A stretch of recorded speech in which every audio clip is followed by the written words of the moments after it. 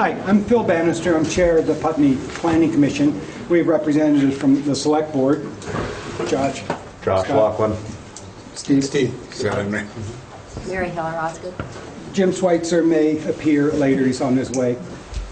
This is a public informational hearing about a proposed cell tower that AT&T is considering installing on Shag Bark Hill. And we have a representative from Downs, Racklin, and Martin. Correct. What, I've forgotten your name, I'm sorry. Elizabeth Kohler, an attorney with Downs, Racklin, and Martin, representing AT&T Mobility. The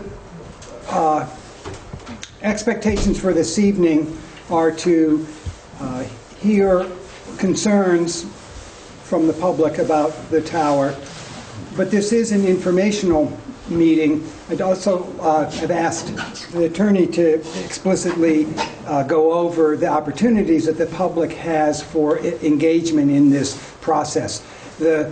My personal expectations for the results of this meeting would be to hear public concerns that are going to help inform the Planning Commission and the Select Board, because we have an opportunity to submit a written response to the Public Service Board as to whether or not the project is in conformance with the town plan, town zoning regulations, and any other issues that the Select Board may have.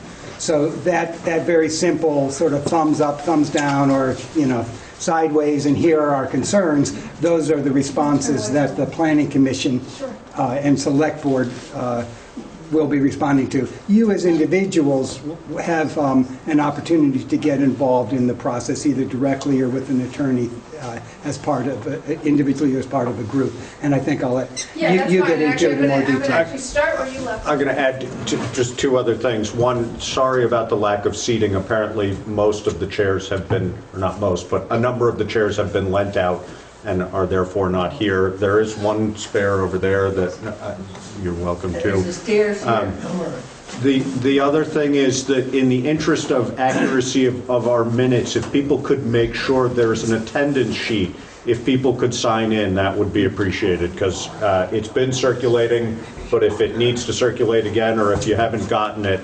please get your name onto that attendance sheet so that we know that you were here. And if you're asking or answering questions, please state your name also.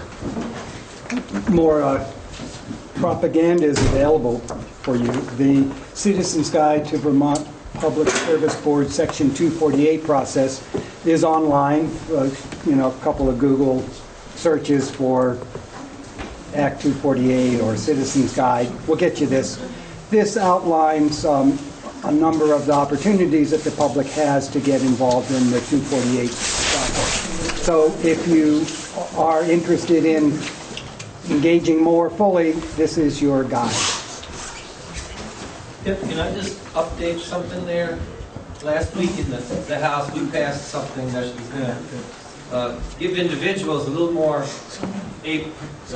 ability to participate in something like that. We're creating another category of participation for individuals who can't hire lawyers. In the House, we called it heightened consideration. So as it is right now, I think the Select Board can be a part of the process, and individuals might have a little bit more difficulties. We're concerned that in situations like this, individuals don't have as much say as somebody who can hire a lawyer, whether it's the siting of a cell tower or an industrial wind tower. So we'd like to create more opportunity for individuals to have a say in that. We passed it in the House, it's over to the Senate. So call Jeanette and your other senator and tell them we passed it. The other thing I want to point out, and Pip may be able to elaborate more on this, is that apparently we are not, and I don't know whether this is the concern of anybody here, but health issues related to cell towers in general are not a sort of open topic at this meeting according to federal regulation, and the Elizabeth Kohler can probably elaborate on that. If you have health concerns, I think you can talk about that with the Public Service Board, but we are not allowed to address health issues related to cell tower usage. So. With the caveat that the assumption is that the standards have been established by the feds, and they're explicit, and the cell tower providers, the cell signal providers, are obligated to meet those requirements. So a discussion about whether, a technical discussion about whether or not they're being met might be appropriate, but we're not able to really respond thoughtfully about that. A more broad discussion about whether or not it's healthy to have radio frequency waves in the air from cell towers is one that was actually sort of explicitly eliminated from state or local government consideration by the 1996 Telecommunication Act. That was so Section 704 of that. I have a copy of it here. Kind of explicitly puts it aside. The town of Putney zoning regulations referenced that part of the requirements also in the structure of our cell tower regs, which were intended to be taken into consideration for cell tower siting until they were preempted by the state of Vermont under the Act 248 process, which is what we're doing here, which is an expedited process for cell tower applicants to go through that sidesteps the local review process. So the extent of local involvement is your voice sending your letters to the Public Service Board at the appropriate time, and the response from the Select Board and the Planning Commission. Great. Okay. Well, first, thank you, Select Board members, Planning Commission members, and everyone coming out tonight. This really is, for you. This is for AT&T to give you a chance to learn more about what we're proposing, and for me, and I'm not alone, to hear your concerns, try to answer your questions. With me is Kevin Brewer, who is an RF engineer for AT&T, instrumental in designing the network and kind of determining where these sites work within the network to provide coverage. Mark Appleby is a site acquisition agent. He is responsible for finding willing landlords and kind of guiding us through the process of finding and developing the actual site itself. So here to help me answer your questions. So I'm going to switch my presentation around just a little bit and talk about the process. So AT&T filed what we call a 45-day notice of a proposed project under 248A, which is a state-level review of wireless projects. And at the Public Service Board, we file for a certificate of public good, which authorizes the construction and operation of the wireless facility. Under 248A, we are required to put together a notice package, send it to all abutters of the subject property where we're proposing to develop, to the town, Select Board and the Planning Commission, the Regional Planning Commission, and we provide copies to the Public Service Board, the Agency of Natural Resources, so that they're fully aware that this is a proposed project. During this 45-day notice period, these types of meetings occur for the purpose of evaluating concerns in the community. And that's exactly where we are right now. After the 45-day window, and for this project, the 45 days ends February 3rd. After February 3rd, AT&T can file its application with the Public Service Board. So we have not filed the application yet. We will sometime after February 3rd. It doesn't mean it's February 4th. It means we could not file any sooner than February 4th. But oftentimes in these projects, there are things to work through, and it takes longer than that 45-day window to try to address concerns in a revised project and then file the application with the Public Service Board. Once we file with the Public Service Board, Quick question. How many public meetings do you hold in the 45-day period? they are completely volunteer. I mean, there's no limit, no requirement to meet. We find it really helpful. And so, we really encourage these meetings. They're not required under the statute. I've been to 3 or 4 on a project. On average, I would say 1 to 2. Once we file with the application notice of it is provided to the same individuals and government agencies that receive the notice. So abutters, the town, Regional Planning Commission. When that application is filed, there's a 21-day public comment period. So this is another opportunity for individuals to directly file comments about the project with the Public Service Board. Again, I'll go into a little bit more detail at the end of the project about what happens after that point as far as process. But today is for your input, and again, when we file with the Public Service Board, there's a 21-day public comment period. You mentioned abutters, and I think I read somewhere in the last few days that since a town property is one of the abutters, that means that every citizen in Putney is also an abutter. Is that correct? No, the statute defines what an abutter is. So an abutter is, property that's immediately adjacent to the subject property, and we're required to go to the grand list to identify the current name and address of that abutter. And so, for example, the town of Putney not only received a copy that went to the Select Board and the Planning Commission, but they received a copy as an abutter. But the town itself is the entity that received the copy.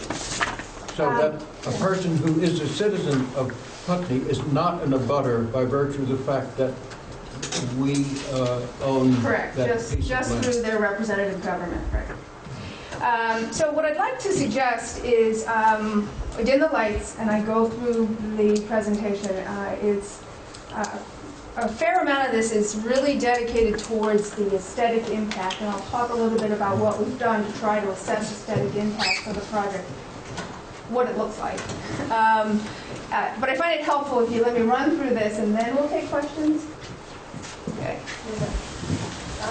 Yeah, no, it's the first one. Yeah, I think that was a good combination. Does this work? All right, and I'll try to stay to the side as long as I don't have any technical difficulties.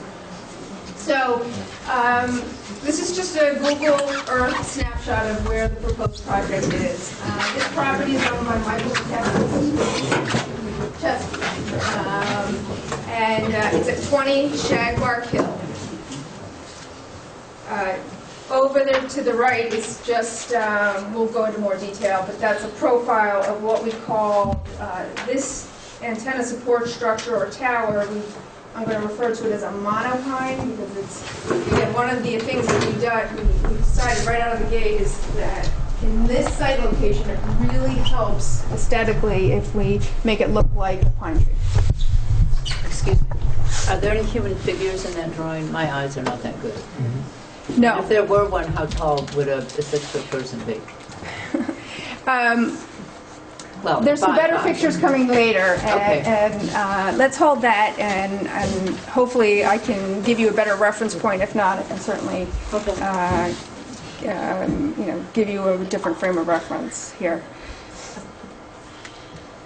All right, are we gonna? Oh, you know what? I'm at the. One point of reference is this is the top of the fence and it's 8 feet high. Yeah, and I have much better pictures, but somehow I ended at the end. I'm going to go to the beginning, so bear with me.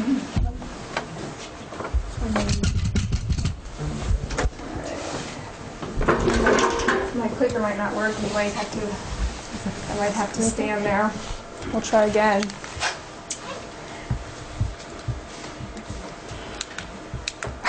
Yes, okay. I'll run through this quickly. Just an overview of what we're going to talk about. So, in the beginning, I want to talk about coverage. Current coverage, we have a temporary site that came on the air around Thanksgiving, and this site is a permanent site that would replace the temporary site. Again, we're going to look at the coverage and why there really is a need for this site to bring coverage to Putney. I'm going to describe in more detail the components of the project, try to answer your question too about height. Fair amount on kind of a view shed analysis, and we did a balloon test and we have photo sims from different locations so that you have a sense of what this is going to look like. Talk a little bit more about process. I'll try to be quick since we did a little bit of that already, and answer questions. If I'm going too fast, tell me to slow down, but we have a lot to cover. This is a small piece of a big initiative by AT&T to bring coverage throughout the country, and it's really improve coverage and roll out really advanced wireless services. This is absolutely based on consumer demand for smartphones, which really are mobile access to the internet. And so here in Putney, this site brings much needed voice coverage, and it will also bring the high-speed internet access that you get with the 4G technology that's being rolled out now nationwide. AT&T has a big commitment to the state of Vermont. This initiative for Vermont, to give you a perspective, is about a $50 million investment in the state. Nationwide, this initiative is a $66 billion initiative to build build these robust networks to be able to handle the data traffic. We'll look at a few. I have a slide later too that shows that there is an emphasis here on Putney, and I want to show you some of the other proposed sites in your neighboring communities where we're trying. Same thing, improve voice coverage, but also improve and make available high-speed internet access. The high-speed internet, that's just on mobile devices. It's a mobile service. Right, Yes. that's important. It's not in our homes. It's not something we would get in our homes on our computers. This is about cell service. It is. It is. You certainly can use it as a stationary device. You can use an AirCard on your laptop or in your phone. I mean, if you want it to be fixed, you can make it fixed. But it is designed as a mobile service. So we talked about this. Okay, coverage. So this is what we call an RF propagation map. This is a predictive model of what coverage looks like in Putney. And this particular picture is before we turned on the temporary site in November, which is down in the village. Let me give you another. So green is good in-building coverage, kind of the strongest signal. And then blue is a little less good, kind of in-car coverage. Yellow, good if you're outdoors. Red, you're not going to have a reliable connection. It could work depending on where you are, but I describe it as kind of spotty coverage. And then gray is no coverage. So here's Putney before the temporary site.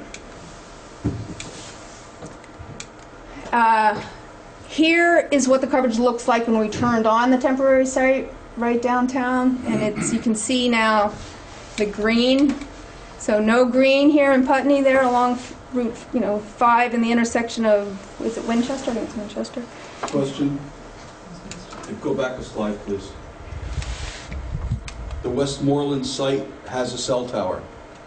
In New Hampshire. Those are two existing, yeah. So Right. today the current coverage is coming, this is what the current coverage looks like By from that slide, with the Westmoreland cell tower, there's still an awful lot of red there, which means spotty service. Right. Right. We want to fix that. So you're saying that the Putney cell tower is going to help Westmoreland? No, I just want to show you what little coverage you get in and around Putney today, or before the temporary site, is coming from these two sites. That's not my point. My point is you have a permanent site in Westmoreland, Correct. and there's still an awful lot of red around the Westmoreland site with the permanent cell tower there. Why hasn't that been improved with the permanent cell tower? In New Hampshire? Yeah. Good question, and I don't know if there is an initiative right now to bring additional sites into New Hampshire. I So really you put up focus. the permanent cell tower in Putney, you say it's going to be so much better. Well, you have a permanent cell tower in Westmoreland. Well, let's look at the slide for Putney for the permanent site. I have a quick question too. When you're talking about the cell phone coverage through AT&T, how does that relate to the cell phone coverage through Verizon or other carriers? Does this only serve AT&T customers? This is a GSM LTE service for AT&T. Verizon also deploys LTE. What does that stand for, please? Long-term evolution, it is the technology that is deployed today to support data applications for wireless devices. So this is coverage for AT&T customers, and that's what we're attempting to serve. That does not mean your Verizon phone would not work, though, on it. Okay, so that also means when we're looking at this map, it's an isolated view of AT&T service. Sure. It's not actually evaluating the cell phone or the coverage that's happening in totality for Putney residents. No, because we're a competitor of Verizon's. So one, we don't have access to that kind of market data. We shouldn't under any trust laws. And so this is about service for AT&T. Thank you. Yeah, I just want yeah. to be able to evaluate correctly. Okay, so this is what the coverage will look like from the permanent Putney site. Does it cover part of New Hampshire also? It does. Some of it will bleed, you can see it bleeds into New Hampshire, right? How come the Westmoreland Tower couldn't be upgraded or improved to do the same thing? Cover the same The area? Westmoreland Tower, I believe, is owned by Verizon, and AT&T leases space on it, which is part of the Oh, reason it's we had that that one. shift It's that one, right? last And- year. I don't think it's Verizon. Well, the primary reason that we can't get robust coverage from Westmoreland and Putney is that AT&T does not have the licenses that it could use and broadcast that distance into Vermont. So there's technical reasons why the Westmoreland site does not work, which is, again, why we're here, why we pursued the temporary site, and again, why we're looking for a permanent site. Does Verizon have the capacity to broadcast into Putney from that site? Is it their tower? I don't know. Again, they're a competitor of ours, and I don't know what their licenses or technology, together do, and whether they could accomplish that. That really is a question that you have to ask Verizon. Was AT&T renting space on that Westmoreland Tower? Yes. Yes, but it's more complex than that. And No, what's more complex? They were renting space on that tower. Now they're no longer renting space on that tower, correct? Are those two statements correct?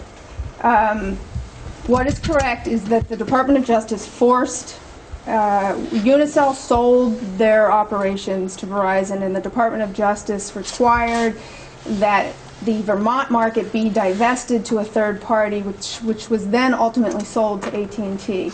And so when the original Unicell market had to be pulled apart, because Vermont was built as part of a New England network, when Vermont had to be pulled apart from a technology standpoint to meet the Department of Justice antitrust requirements, it required that separation across Vermont, New Hampshire.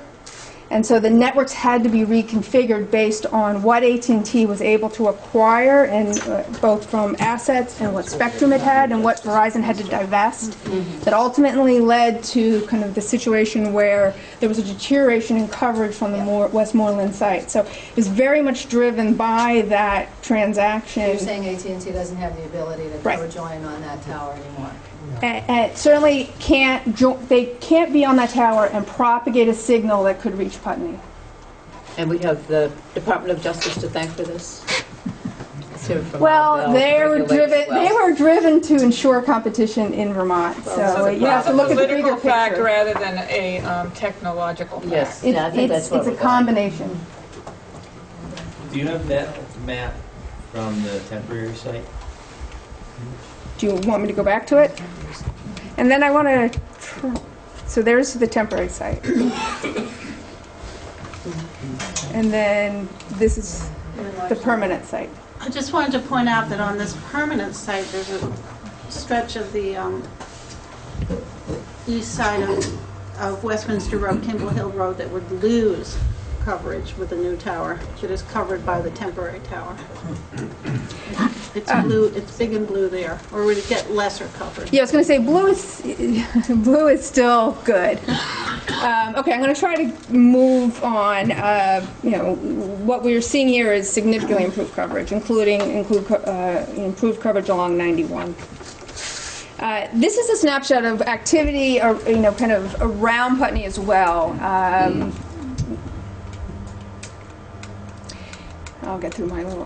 So these are two sites that are under, kind of in the process of being developed.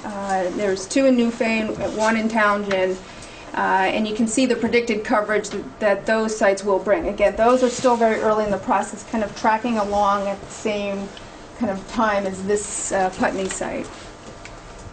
I point out here, you can see north of Putney on 91, what we are looking to do is turn on the Putney permanent site, lock down, what that coverage looks like, and then figure out where the next site is needed to try to improve coverage north on 91, because you can still see we need some improvement there. So you're still thinking of more towers in Putney at this point? I'm not sure that would be in Putney, but the goal is, I know there was a fair amount of concern when I was here for the temporary site about better coverage on 91. Okay, so that coverage. Now I'm going to move to, and I'll try to go even quicker here through the components of the project. What you see here is the site plan. Again, this was included, a full set of construction plans were included in the notice. And let me see if I can get my pointer going. That might actually help. I'm going to start with access for the property. So really, you come off here. This is the deeded access that comes up, and then if you follow along, this is where the the landowner resides, and then the plan is to build an extension here up to the proposed cell site. What that looks like, it's going to be about 1,000-foot, 12-foot wide gravel road extension off of what's already developed there. There will be some temporary improvements to the existing access, but then that will be kind of, AT&T will return that to its state, fix anything that was damaged in the construction process, if anything. Are you talking about the access on the whole of Shagbark Hill Road, or just the landowner's property? I'm talking about access from the public right-of-way, starting, right now there's a current access road off of Old Route 5. Could you go up to the map and show us what part of the road you're talking about? Right here is where if you would call it a curb cut, right? So this is where you currently access the property. It's a private road, yes. Right, and then this is a deeded access up to his, parcel right here, and this is existing, and then here the hash is where it starts as the proposed extension. So what parts of Shagbark Hill Road, the private part, will be altered by the need for vehicles to get up the hill, etc.? Here, this part will be returned to its current state. If it gets damaged. Okay. Excuse me, so the road that goes behind to the site? This road, yep. Right. That is approximately 12 feet wide and approximately 1,000 feet long. Right. Will have utility power. Yeah, so let's talk about the power will come. You've got current utilities overhead that go up here, and so that they basically from here they're going to follow the current access, and they're going to follow along the proposed 1,000-foot access, and that's overhead power. So there'll be additional poles added along that 1,000-foot extension. And so all that in the back is woods that will come down for that road. The tree clearing will be just enough to be able to put the road and poles in. Well, most utility companies want a good, section of trees down so they don't have to deal with interrupted power during the winter. They have a 30-foot easement across that road, so yes, there'll be a lot of space on either side of it that will be cleared. The easement is 30 feet. The proposal isn't to clear the 30-foot width of the entire easement, but you're correct, we need room for the poles. For the wires. Right. And then at the site of the, and I want to emphasize proposed tower, okay? This is all proposed, absolutely, right. At the site of the proposed tower, how much land will be cleared around that pine tree cell tower?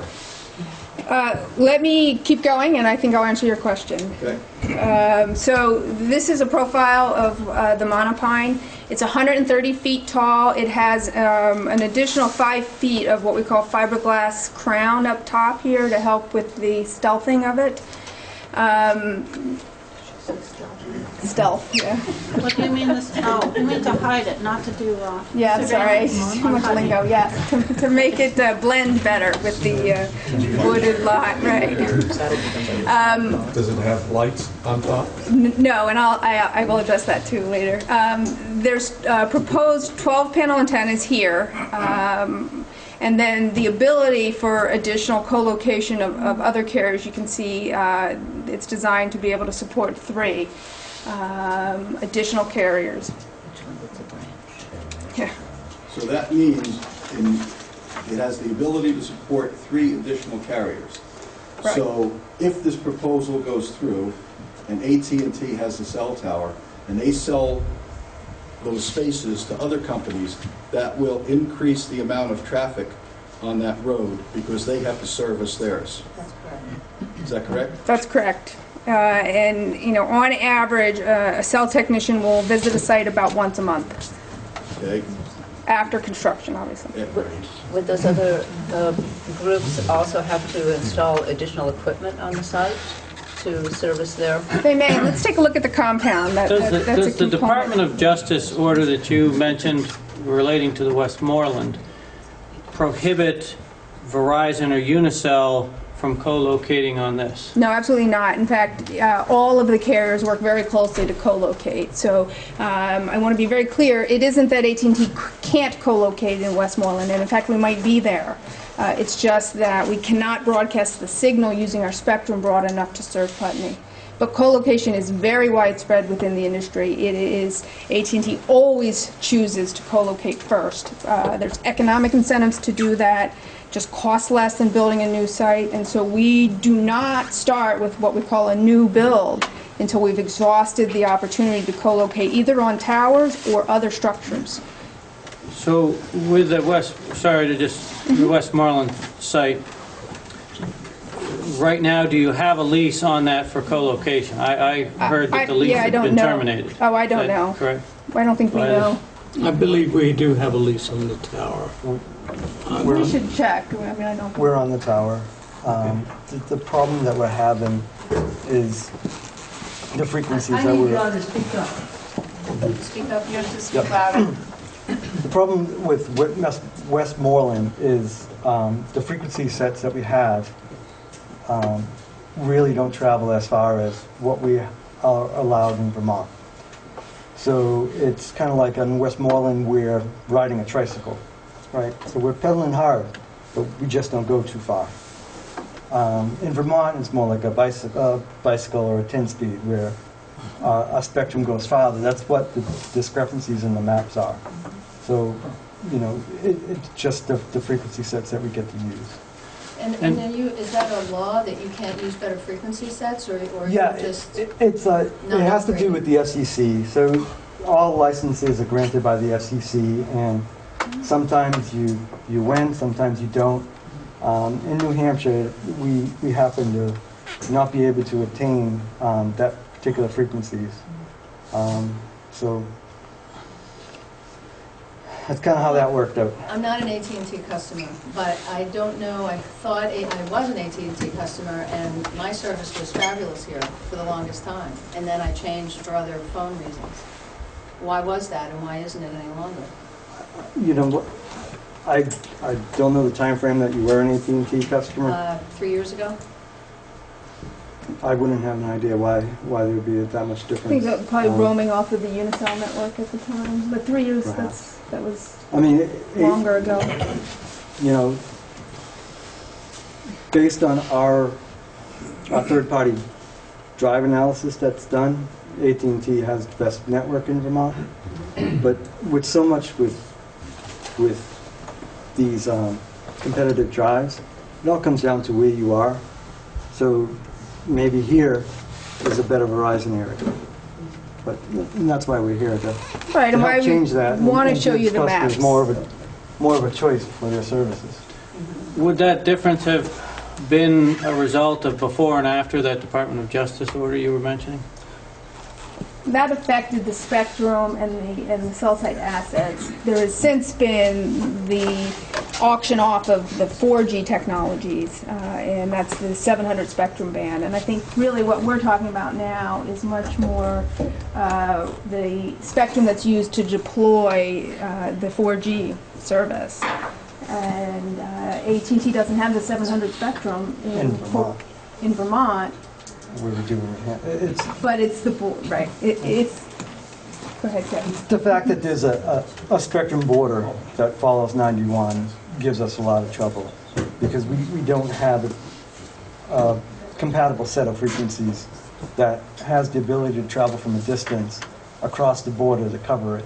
So we need to get somewhat close to where we are and close to the border, but not too close because our frequencies, as they travel over that border, they interfere with other companies, and we have to work out agreements with them, and it's really not always. It is the diversion of the technical challenges and the legal challenges that make it, really drive why we're here and why the coverage in Putney looks like it does today, and why we're here to try to solve that.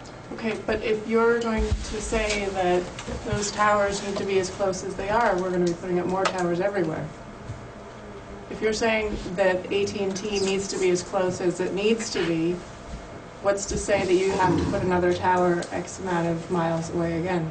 Because you don't. We will, right? Yeah. I mean, I think that's what we wanted to show with the slide where we're putting in sites, in some of the neighboring towns. I mean, again, the more consumers demand the service, the more network we need to carry those calls. So you have to cover the geography, and then you have to be able to get enough spectrum in that geography to serve ever-increasing demand for the services. And so that's driving cell sites actually to be much smaller, but more. I've been doing this for a long time, and when I started in Vermont, 18 years ago doing this, we were talking about big towers on top of the mountains because we wanted to really cover as much geography as we could. Low demand for the service because it was new. But as that demand has grown, the cell sites are being pushed down so that you do have more of them, but they're small and we can try to hide them. We can't make them invisible, but we can try through, design and siting to really try to, mitigate the, aesthetics, how they look, while also meeting, the technical requirements. I can appreciate everything you're saying. I understand your position. I live there. I walk my dog there. There's nothing aesthetic about what you guys are proposing. As much as I use a cell phone, and I believe we should have cell service, that is a small, beautiful area. It is not big enough for what you're going to do. And it's not right. Does the... Can we, I really want to get through the presentation, and I know I said that to start, I've said it, but can we hold the questions? Because I do think there's value in getting through this, and I think it'll prompt some other questions. When we have questions, will there be the opportunity to back up the slides? Sure, as long as I can technically do it, yeah. I have one question about this slide. What's the total height to the top of your fiberglass needles? 135. It just said on there that the other parts are at the center line of 136 feet. So what's the total height to the top of your tower? Oh, that's a mistake. Is Sorry. it a mistake or is it misleading? No, it's a mistake. It's 126 feet. It should be a 2. Yeah, it should be a 2.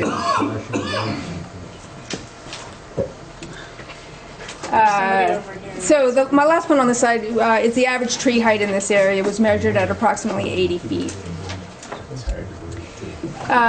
So this is the compound. This is the space that gets cleared where the electronics go.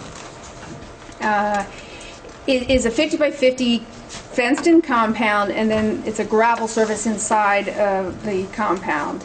The AT&T equipment shelter is 11 by 20 feet. That includes an enclosed building plus kind of a platform for a backup generator. You can see some additional proposed room in the compound for co-locators. So they would go in the existing compound.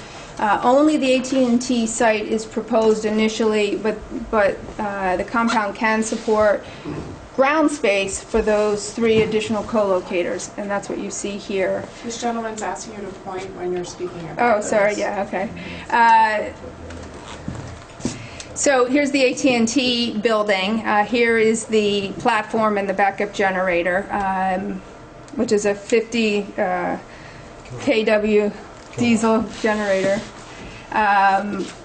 So there are some additional accessory equipment. The ice bridge really just protects the cabling from the monopine to the building, and that's what you see here.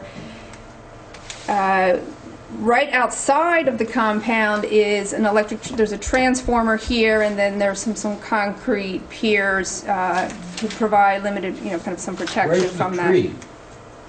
Here is the location for the tree. And how thick is that concrete base? I'd have to, let me answer that later. I have the specs, or do you know, Kevin? For the tower itself? For the base? For the base of the tower. It could vary. Yeah, it would, once the project is approved, there'll be some geotech that will get a sense of what the underlying ground is. That'll determine the depth of the concrete. So that's and the width of the concrete as well. Right. So they do the soil sampling, and then the engineers design the actual foundation, the underground portion, as well as the width. There's a lot of bedrock up there. There's If you not can't much go soil. if you can't go underground, you do it all above. What I'm wondering is if Or this do you base blast? could end up making the tower 5 to 10 feet taller. Well, our permit would not allow us to raise the tower any higher than what we're seeking authorization for. So we I know. don't have to- No, I'm Go sorry. ahead. I know we're taking some.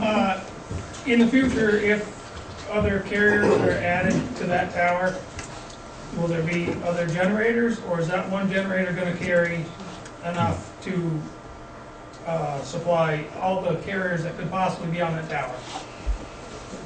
It is sized for AT&T. Depending on who's there and what arrangements get worked out, it's possible that it can support more than one. But again, it is sized for AT&T's equipment. It is sized for AT&T's equipment. At least, Therefore, it will not support the added carriers. Probably not another, large carrier, but fire department. We do, a lot of times, we have co-locators that are, draw less power, like public safety. So there is potential for more generators within that compound. That or that, a second application would be filed that would put in, a shared larger generator, which often happens. And how often does this generator generate power? How often does it go on and off? We And hope. How loud is it? It does a cycle, like once a week it cycles. I can give you the spec sheets, I have them to give you the sound on there. And obviously it does come on when there's a power outage. Now there is backup batteries in the building as well, so it is really kind of a secondary backup, feeding, kind of trickle charging the batteries. And if there's an extended outage, it does kick in. And so the generator should test itself once a week. And this generator is sized for AT&T. And I'd imagine that AT&T would like to have people co-locating that are paying a bigger bill than a small fire department, which would require additional generators that would also be required to test once a week. So then we run the risk or possibility of having 4 generators for 4 carriers on one tower. Would they all test the same time on the same day? Or would we be listening to one on Monday, Tuesday, Wednesday? Right. I think good, really good questions, and I want to. I live right next door. It's an excellent question. I want to be very clear that this permit application only authorizes what we're proposing. Right, If but another the other carrier permit comes back, applications they and- have to do their own application. And I'll be there too, but I just want to say Right, that is but a the possibility. cumulative sound can be assessed when it's proposed, right? We have to No, but think we long need to know term. now, because, Not just But we're not asking for authorization for but multiple you're gonna be generators. owning the tower, and you're gonna be leasing out the carriers. Right. So you will actually be authorizing those carriers, so And we'll be back again if there is a carrier, and if they're proposing another generator, we will know how big, is it one, is it two, when it will start, but I can't answer those questions now. But what you can say is there is a possibility that 3 other carriers will be on that.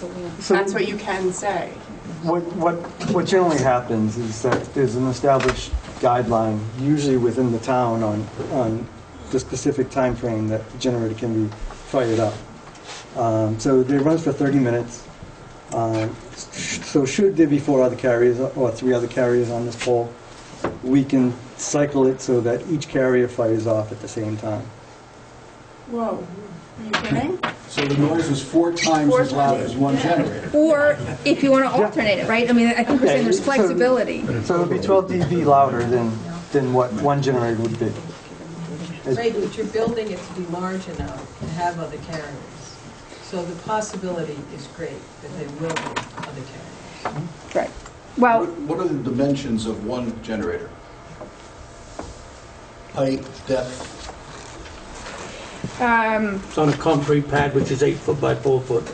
Right. It's on a concrete pad, which is 8 foot by 4 foot. And I have the specs, and I will give you a copy, and we can look at them. But let's move forward instead of. I don't want to take time to pull that out and find it. I'll give you a copy of it. Right here is a proposed kind of parking and turnaround area for personnel. Again, on average, Celtech will visit this once a month, once it's constructed. And that's for kind of just routine maintenance of the electronic equipment. So I want to talk about impacts. I want to start with visual impacts, talk about environmental impacts, the structural integrity of what we're proposing. Is it going to need lighting? What does that look like? And then RF emissions. So this, last week we conducted what we call a balloon test on the site. So we have a consultant who goes in and floats a balloon at the proposed height of the structure and then does this view shed analysis. This is a computer model of where the proposed facility will be visible. Blue assumes no tree cover, and here's a 2-mile radius of the view shed. Red assumes 130-foot uniform tree height. This is the first step in our visibility study. This is a computer model that predicts where it's going to be visible. Once we do this, we then come on site, float the balloon, and drive these roads. And so green are all the roads that were driven with the balloon up. Red is where they're visible. Again, 2-mile radius. We also do the view shed at a 1-mile radius to give you a closer view.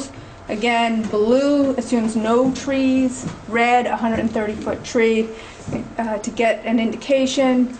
And then here's what the actual driving looks like and where it's visible. The marks that you see, this square is the proposed site. And then these letters all indicate where we took photographs of the balloons and then prepared a photo simulation. And I'm going to walk you through all of those. Your computer model or your computer program with the balloon test and where the balloon is visible, does it take into account the trees that are currently there when the balloon went up, but the trees that are not going to be there when the tower's there? You see what I'm saying? Because right now there's all kinds of trees, and a guy in boots with some helium walked into the woods. So there's tons of trees around. Right. But by the time they get done putting a road in and clearing the compound, you are going to have much fewer trees, which will there is no way that the visibility is going to be the same for the balloon as it is for the tower. The tower is going to be, the woods are going to be thinned out exponentially from their current state, just to clear for the compound. So does this computer model take that into account, or? No, this takes into account what we saw when the balloons were Right, floated and based on current I think conditions. the balloon test is a fantastic idea. It's the best we can do, right? Right, perhaps, but the balloon test, what you see with the balloon test is not a true representation of what's going to be seen with the tower. Right. Okay. So I broke these into categories based on kind of view shed, where you're looking. And so these points are south, southeast, looking towards the site. So you're looking, I might have it backwards, but from the west, northwest to east, southeast. And so these locations are identified here. I'll run through them, though, quickly. I won't read them all right now. So here's the balloon float from Rod's gas station. Yeah, here's the balloon. And then here's the photo simulation marked up with the monopine. Okay. Come on, don't fail me. 50 feet above the tree line, right? The tallest tree in the area is 80 feet, you said, and the tower will be 135, so it's like 50 feet above the tree line. Yes. It's average height. The average height is 80 feet. Average height of what? Of the trees, right? That was measured at 200 feet. So it took the average height within 200 feet of the proposed site to get that approximate 80 feet. So, so this is from the parking lot of the co-op. And here's the balloon. Here's the monopine. This other pine's going to stay up, you're going to take them down. The adjacent, you've got adjacent pines there. Those are in the foreground. They're much closer. Yeah, much closer, okay.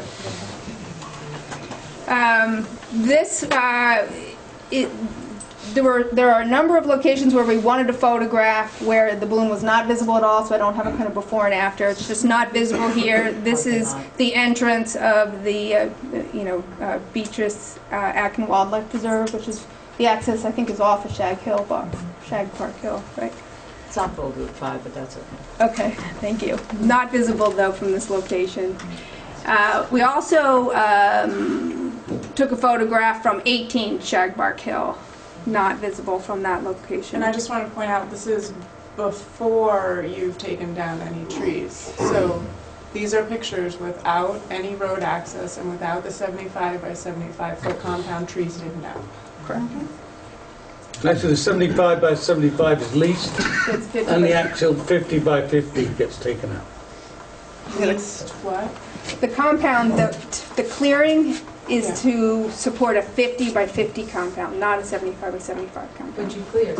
But you No. Well, why does it say in the proposal 75 by 75? That is That's a leased area. Yeah, that's what we Which leased. we're not going to touch the trees in that 75-foot area. Just in a 50 by 50 foot area. Yeah, and again, there is an approximate tree clearing line on the site plans that show. But just to be clear, we're not clearing to the 75 by 75. This is from Interstate 91, I'm sorry? Just to clarify, if you're going to have a 50 by 50 compound, they're not going to turn cars around in the compound.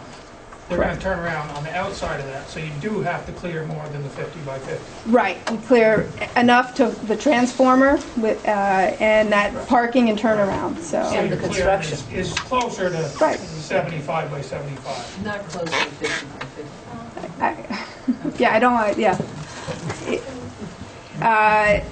Southbound, this is at mile marker 19.2 on I-91, and the balloon is there. Got a circle around it. Here's the proposed monopine.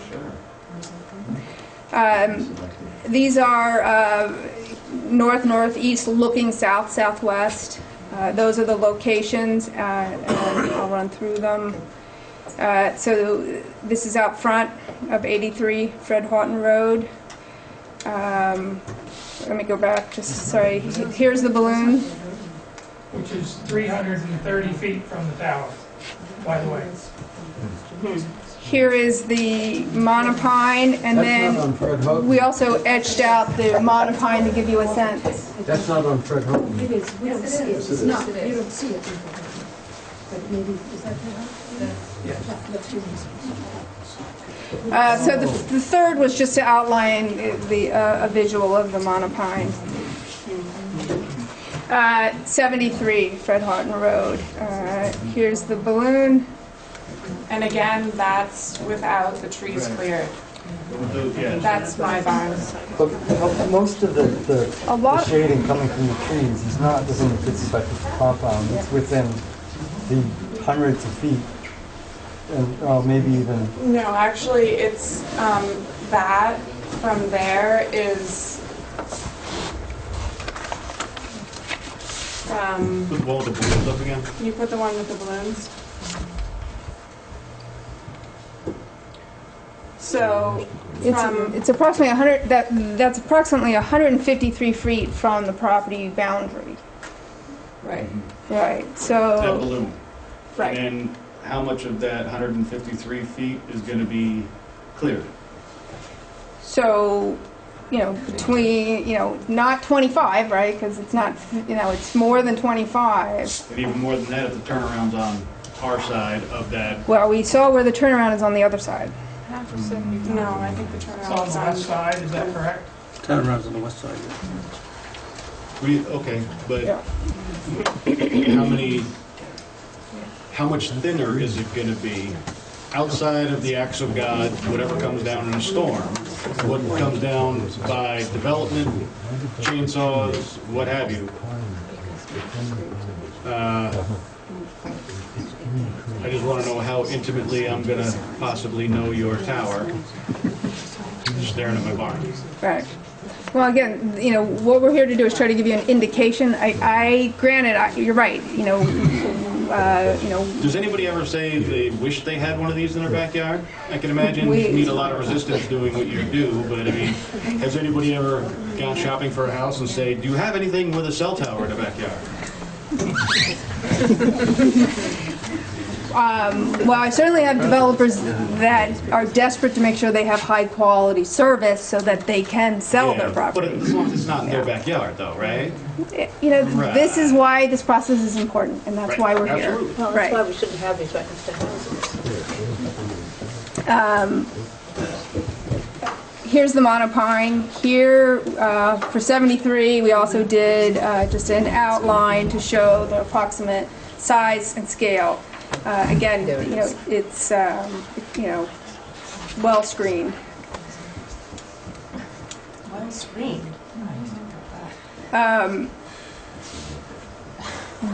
Not visible. This is from the town office parking lot. Thank goodness.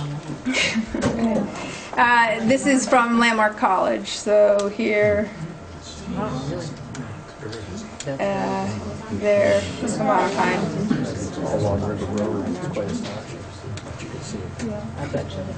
Here, you're at on Sand Hill Road, 18 Sand Hill Road. Here you go. All right, next set we're going to be west looking east, and then I threw in, there was one shot taken quite a way south on Route 5. So here it's not visible from the intersection of Fred Houghton Road and Old Town Road. Here you're at Watts Pond Road and... Excuse me, can you go back one? Mm-hmm. Right behind there is where the road will go. Right behind that little heightened area there. No. So those trees, These trees will remain. They're not on the subject property.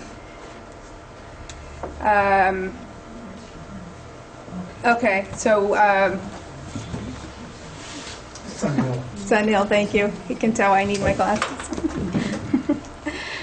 You can, there's a circle on it, but here's the balloon. Here's the monopine.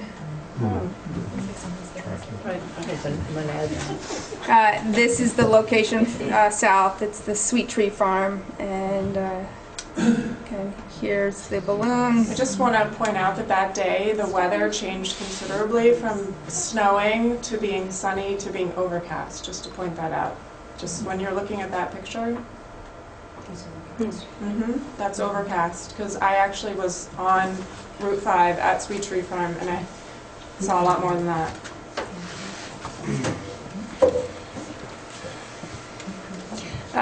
So that's the visibility analysis.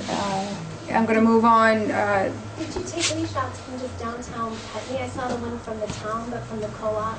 There was one from the co-op. Is this available to us so we can go back? Yeah, it was sent to the town, so the town has a copy, and I have one here. So you can have I have two. Environmental impacts. This is a snapshot from Agency of Natural Resources website. They maintain an excellent atlas online of natural resources that have been mapped for the state. And this is the project site, and here's the location, here's the parcel boundaries in red. So first I'll start out with we engaged a wetlands expert, so they verify there are no wetlands in the project site area, so we don't have any concern about disrupting wetlands. It's not in a floodplain, and it's,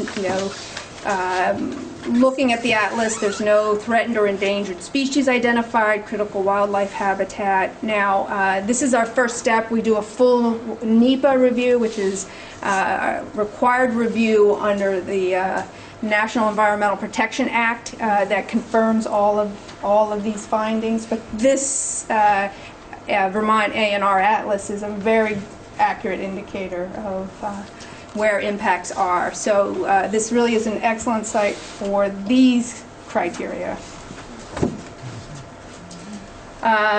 Structural integrity. So monopine, it's designed, these really are engineering numbers, to withstand 90-mile-an-hour winds with no ice, 40 with, 3/4 inch ice. These are the current required industry standards for structural integrity of the pole. We talked a little bit earlier, Kevin did, about the geotech work that happens once the project is approved. We do the geotech, and that is the final tower design for the foundation. We've got really an excellent record for the structural reliability of these.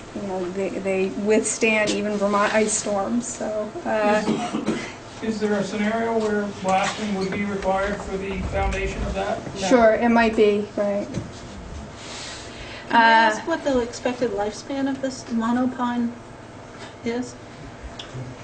I don't know, Kevin, you know. In what manner? Well, you put it up, if you were to put it up, would it need to be revised, taken down 20 years, 50, 1,000? The actual structure itself? If you water it every day. No, it would. Can't let it grow. I mean, these are steel structures. Actually, I believe they're steel. This is steel, yeah. So they would last quite a while. And anytime, let's say there's any changes to that structure, like if we wanted to put in another antenna or change an antenna, we go through a structural analysis, and anything that needs to be upgraded or replaced gets upgraded or replaced. So even though it's built, it still gets maintained. So it has the potential to last as long as we do. Right. And if we stopped using it, our lease... You have a better location, okay, for whatever reason, for another cell tower, which will increase your service coverage in a bigger area, that you no longer need this proposed site, and you abandon it. Do you take it down, remove the concrete, get rid of the whole thing, and plant trees to regenerate it, or do you just leave it there? Mark, the AT&T leases commit to, in a situation where we abandon a structure, to remove it. Remove everything. And restore this property to prior to construction. So it would be removed. It has, in my, like I said, almost 20 years doing this, it's very rare that they are no longer used. But if they are, they are removed, and it's rare, but it could happen. Including the concrete. Including the concrete. Well, how long does the lease run? That's another way to look at it. I don't know if you are even agreed to say that. I don't know. Yeah, I don't know. We'd have to get the property owner's permission to talk about that. Lighting. So we did we call a TOAR determination. This is the analysis through, taking the FCC criteria for when you have to light a tower. And this tower does not need to be lit. Typically, lighting occurs for structures over 200 feet or within 5 miles of an airport. So what you have over here is really our determination that based on this location and height, that no lighting is proposed for the monopine. If there's an airport within 5 miles, does it need to be lit? It needs to go through FAA analysis to determine what markings, if any, are required based on flight paths. There is a private airport within 5 miles. It says municipal. Right. So this is says it does not need to be lit. Okay. Right.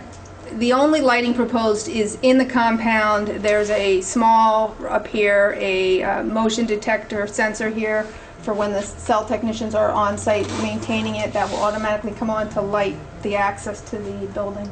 So there's a motion sensor. The deer will be setting it off all the time. It's far enough away in the compound that we do not have that problem. Right, yeah, so the fence will keep the deer out. Oh, there is a Yes, the 50 by 50, yeah, there's an 8-foot chain link fence, and then there's barbed wire on top of that. Oh, beautiful. Radio frequency emissions, the FCC does set the standard, and state and local governments are not allowed to kind of enforce their own safety standards around radio frequency radiation. The FCC establishes the safe level based on, it does research and in coordination with the Department of Agriculture, Department of Energy, Department of Health, and it sets the standard that we have to demonstrate we comply with. For this site, based on the antenna configuration and the specifics on the tower design, we ran what we call we call it an MPE, maximum permissible exposure level, to see what we're talking about. And at peak, this site is it's really at the 1% of the FCC standards, 1%, 1 out of 100. So extremely low level of RFR, way below what the FCC sets for a safe level of operation. So I'm circling back now to the process. I'll go through this kind of quickly. 248 is the statute, and it is the permitting regime that we are going through for authorization for the structure. As I described in the beginning, we're here in a 45-day notice period before we file an application with the Public Service Board. The Department of Public Service, which is the public advocate arm of our Public Service Board, who really is intended, their role is to represent consumers generally. They weigh in on the project, they receive an application, they submit comments to the board. The Agency of Natural Resources gets a copy, reviews it, also comments if there's any environmental concerns. This is above and beyond kind of what we do and what I showed you with the Agency of Natural Resources Atlas map. And the Division of Historic Preservation also looks at this. Part of the environmental review we do is to determine whether there's any impacts to historic structures. We don't, right now it doesn't look like there will be, but that gets confirmed through that NEPA process as well. And the Vermont Division of Historic Preservation weighs in if they have any concerns about impacts to historic structures. So we're here. We want the Select Board and the Planning Commission to support the project. We want them to recommend to the Public Service Board approval of the project. If there are concerns, we want those expressed. We would like to try to address them before we file. If they aren't adequately addressed, the town can pass along with a recommendation of the project comments where there are areas it wants the Public Service Board to give further consideration. And so we expect and kind of provided a form document to your town that contemplates that there could be, additional concerns that they would like to articulate when they send along a recommendation to the Public Service Board.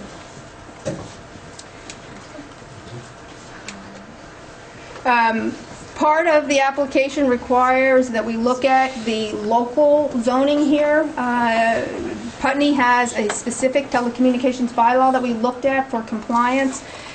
This is addressed in greater detail in the notice that was provided. I just bullet point the kind of the high-level points under your telecommunications facilities bylaw. The first is that we're in a district that we're allowed to be. This is a district that the town identified for location of what they call Type A facilities, towers over 50 feet, as a conditional use. So under zoning, we're in a district where it was contemplated we would be.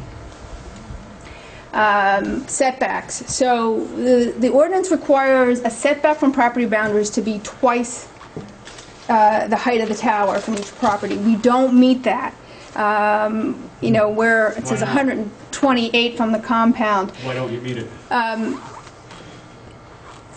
The location we are in, where if we move the site on the current parcel, we'd have to raise the height of the tower, right? What we lose in elevation, we have to make up to be able to preserve the coverage objective. That's where, again, the maps that we looked at and the coverage we're trying to bring here. Right, I get the whole, tactical, take the higher ground. I got you. I understand that. But it's worth not complying with this for that extra little bit of height?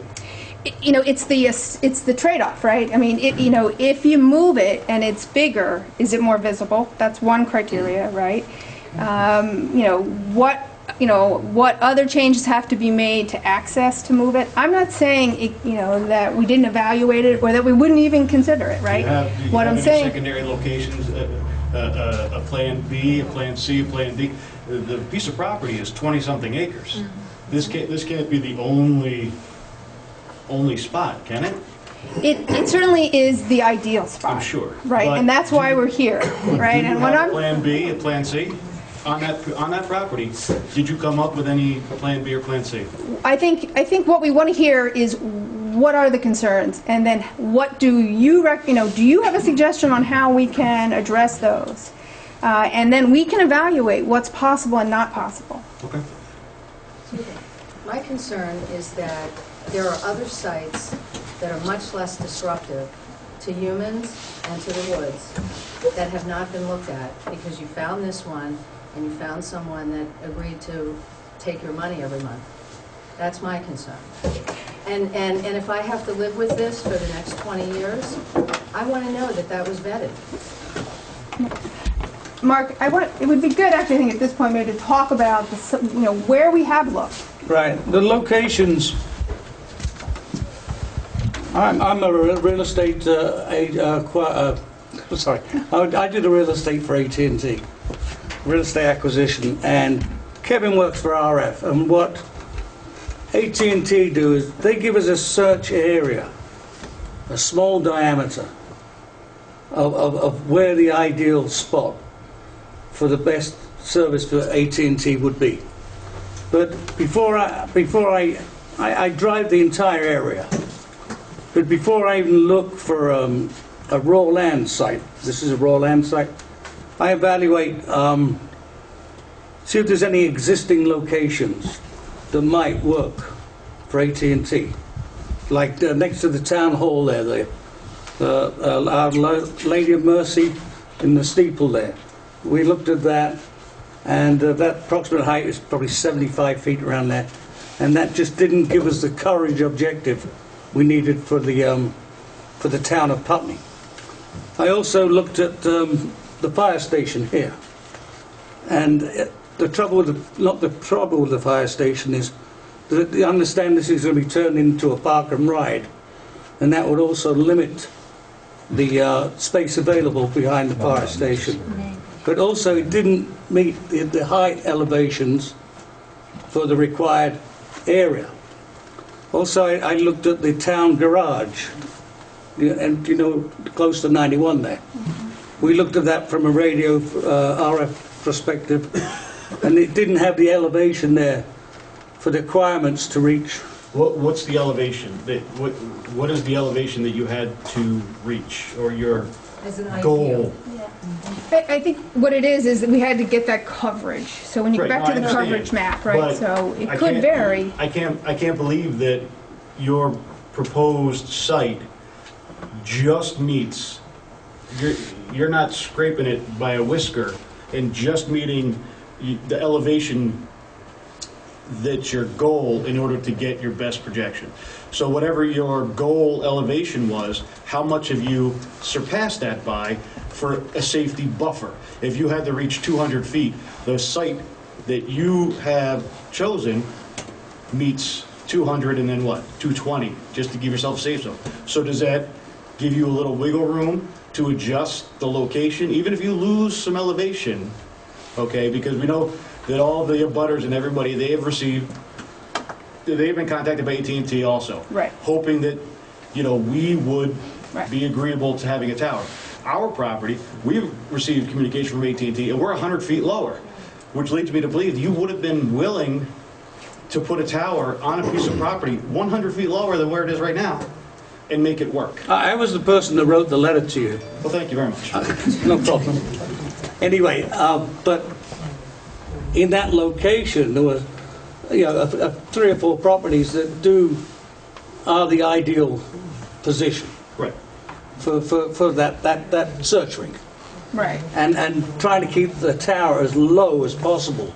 Isn't it true, though, with where your ideal location is, on Mr. Macheski's property, that's on top of a hill, is that correct? Correct. When we look at the topographical maps. But also, when we look at your coverage maps, isn't it true that that is transmitting a lot of that green and blue, which green and blue being good coverage, all the way over into New Hampshire, correct? That's what the map shows. Sure. So isn't it also true that if this were 100 feet lower, you'd still have the coverage in Putney, but maybe not as much over into New Hampshire? Is that correct? We'll let Kevin answer that RF question. Sorry, we may not get over that ridge, which also adds coverage to Putney. But I'm saying still, if you were on the eastern side of that, the Macheski property. So, if we move down slope, the coverage into New Hampshire probably would go pretty much unchanged. But what would end up happening is we'll start hitting against hilltops that lead into downtown areas of Putney, or maybe out farther west in Putney, which would eventually, well, not eventually, it will open up gaps in the coverage there that might necessarily require us to build additional site in, every corner of Putney. So getting over, finding these specific spots in the ground that allow us to kind of beat those hilltops while still getting into the valleys is where the challenge comes in. And, the properties around this area did help and work and to get us over those technological challenges we have with radios. But isn't it true you've also mentioned you're looking at a potential second tower in between what this proposed location and the one on West Pine Banks Road? Thank you. Correct? So if you're proposing others, then you don't need as broad of the spectrum, and this could come lower. Isn't that correct? I'm not sure which site is the Pine Banks Road. South You Pine put a Banks tower Road, up you just there. put a tower up near Daigle Road. It's in Westminster, just over the Thistle Putney Farm. line. Oh, in Westminster, sorry, a lot of different names, so. Yeah, it's right next door to Putney. Yeah. The total height of the tower is 135 feet? Yeah, the actual, the monopole structure is 30, but 130 feet, but there's 5 feet of fiberglass. Okay. And Crown. what level is your box, or whatever it's The called? antenna, the center line of the panel antenna is at 126. Sorry about the 126, okay. mistake on the And then side. there's room for 3 others? Below, yeah. And so what is the level of the lowest one? Well- It's usually every 10 feet. So 126, so we'll be looking at 96 feet. 96. So then you could have yours at 96 feet and just have that box there, and then the whole tower would be 40 feet shorter. So, you know, our proposed centerline height at the 126 is designed to give the coverage we looked at on that propagation map, right? So if we lower it, we get much less coverage. Yeah, but then if I'm a carrier, you're going to sell me the space at 96 feet. Right, Why but your would I network, want that? because your network would be very different. Every wireless carrier. Go ahead, Kevin. Yep. So let's take this Westmoreland site in New Hampshire. Okay. So you have, I think it's U.S. Cellular near the top, 200 something feet. But they're not in Vermont. So let's say you have Verizon at 190 feet. They have coverage that's coming over into Vermont already. They could locate at a lower height than we can and still have a good network in that area. Whereas another site, we could be at 150 feet, Verizon could be at 120 feet. We go to a neighboring site to build that out, we could survive at a lower height, and Verizon would probably need the higher height. So that the coverage is, you know, the coverage from this site might have to be a little bit bigger than the coverage of this height, this site, because of the height differences of the towers. So we propose a height that works for us. We're not designing their network. If they want a tower that's already built and 96 feet works for them, they'll take it. If it works a little bit for them, they'll probably end up taking it and then look for another way to improve their coverage. Isn't that why you were not co-locating on the tower in Westmoreland? Because We are in you need your- Westmoreland. We are in. We just happen to be very low on the tower. I have a question. Sorry. Let's get this straight. You're there, you're lower, and you're not allowed to transmit to Vermont? From No, New so Hampshire? it's different frequencies set. In New Hampshire, we operate at 1900 megahertz. It's a very short wave. And it doesn't go through trees very well. It doesn't go through the air very well. It gets affected by weather more easily than the 850 frequency ranges. Frequency sets that we can use in Vermont. So, in Westmoreland, our coverage, because we have lower height on the tower, because we're the last one there, has a very small footprint because of the frequency and the height. And what determines that frequency? The FCC. So you can't increase We that? cannot. Okay, No. that makes sense. Aren't there 2 towers in Westmoreland? Yes, there's a picture of them. If you can see them from Sunoco gas station, I have a picture of them. There's 2 towers up there. Okay. And then, just as a comment, you mentioned that there are other valleys and ridges between your proposed location and downtown Putney, and yet in your proposal here, you have a site location and a topographical photo with all the contours on it, showing straight decreases of the elevation all the way down to Route 5. So, I mean, I just want to point that out with regard to intervening hills, there aren't any. You're on the east side where this is located. It's essentially a diagonal slant down into the village, so that lowering it, you still cover all of the village.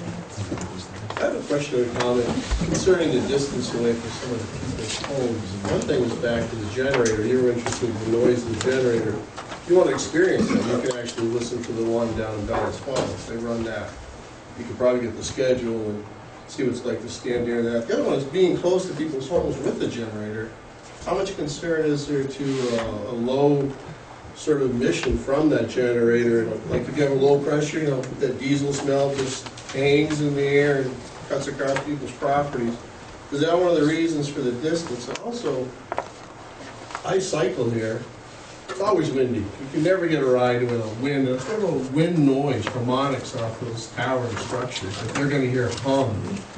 It's always windy in Putney. Is that the reason for distance originally for people? No, I mean, not hear this harmonic hum, and the more parts you put up there, the more whistling you're going to get. And what do you do to address that? Say if one of the people say, God, that thing just howls. You've got to straighten that out. What can you do about that? The location of the site was, I think we really explained, it was really driven by coverage objective. Sure. And that really drives kind of location, height. The monopine, again, is more intended to try to make it blend. Right? It's not a regular tower. It's not a monopole. And so, given that these are very safe structures, given that we are well below RF admissions standards. I'm talking noise, not the harmonics or the kind of frequency, noise. What's the wind going through that thing? And also the generators running. 30 minutes on a low pressure day, somebody's going to have that all around their property. And some are around here very close to it. Yeah. So it's just like having a tractor trailer running, a school bus running, you've been buying those things idling for 30 seconds to a minute at a stop sign. You smell that for 30 minutes and linger. It's not going to be too comfortable. And Michael McChesky's property is not, it's gently sloping down. So as far as relocating it on his property goes, in an ideal world, yeah, you want it on the highest part, but it's not an ideal world. So, if Right. you had to relocate it, I mean, his property isn't a cliff, it isn't, it is gently sloping. But And I how- can give you more on that if you need it. How flexible are you guys? Because, I mean, granted, I understand your proposal is you're looking for the optimum. You want, this is your projection, and you want to get the most for it. But we also have to understand that right now you have nothing. Okay? So right now you've got absolutely nothing, and you're swinging for the fences. I think we've demonstrated. But every once in a while, you got to settle for a double. Right. Well, and so, just to go back on kind of where we started, right? I think AT&T has demonstrated, I think, a very sincere effort to work with Putney, right? We heard loud and clear there was poor coverage here. We had a lot of complaints. So we worked to find a temporary site downtown to try to, bring coverage to downtown. That process involved a very similar meeting. There were comments made. We did make some adjustments based on those comments to the final location before getting it approved. And so I do think that we've demonstrated kind of good faith.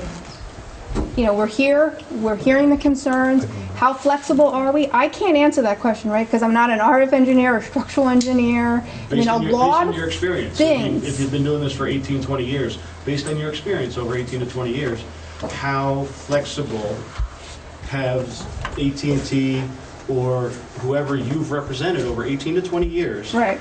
How flexible have they been with their proposed sites to the site that was actually built on?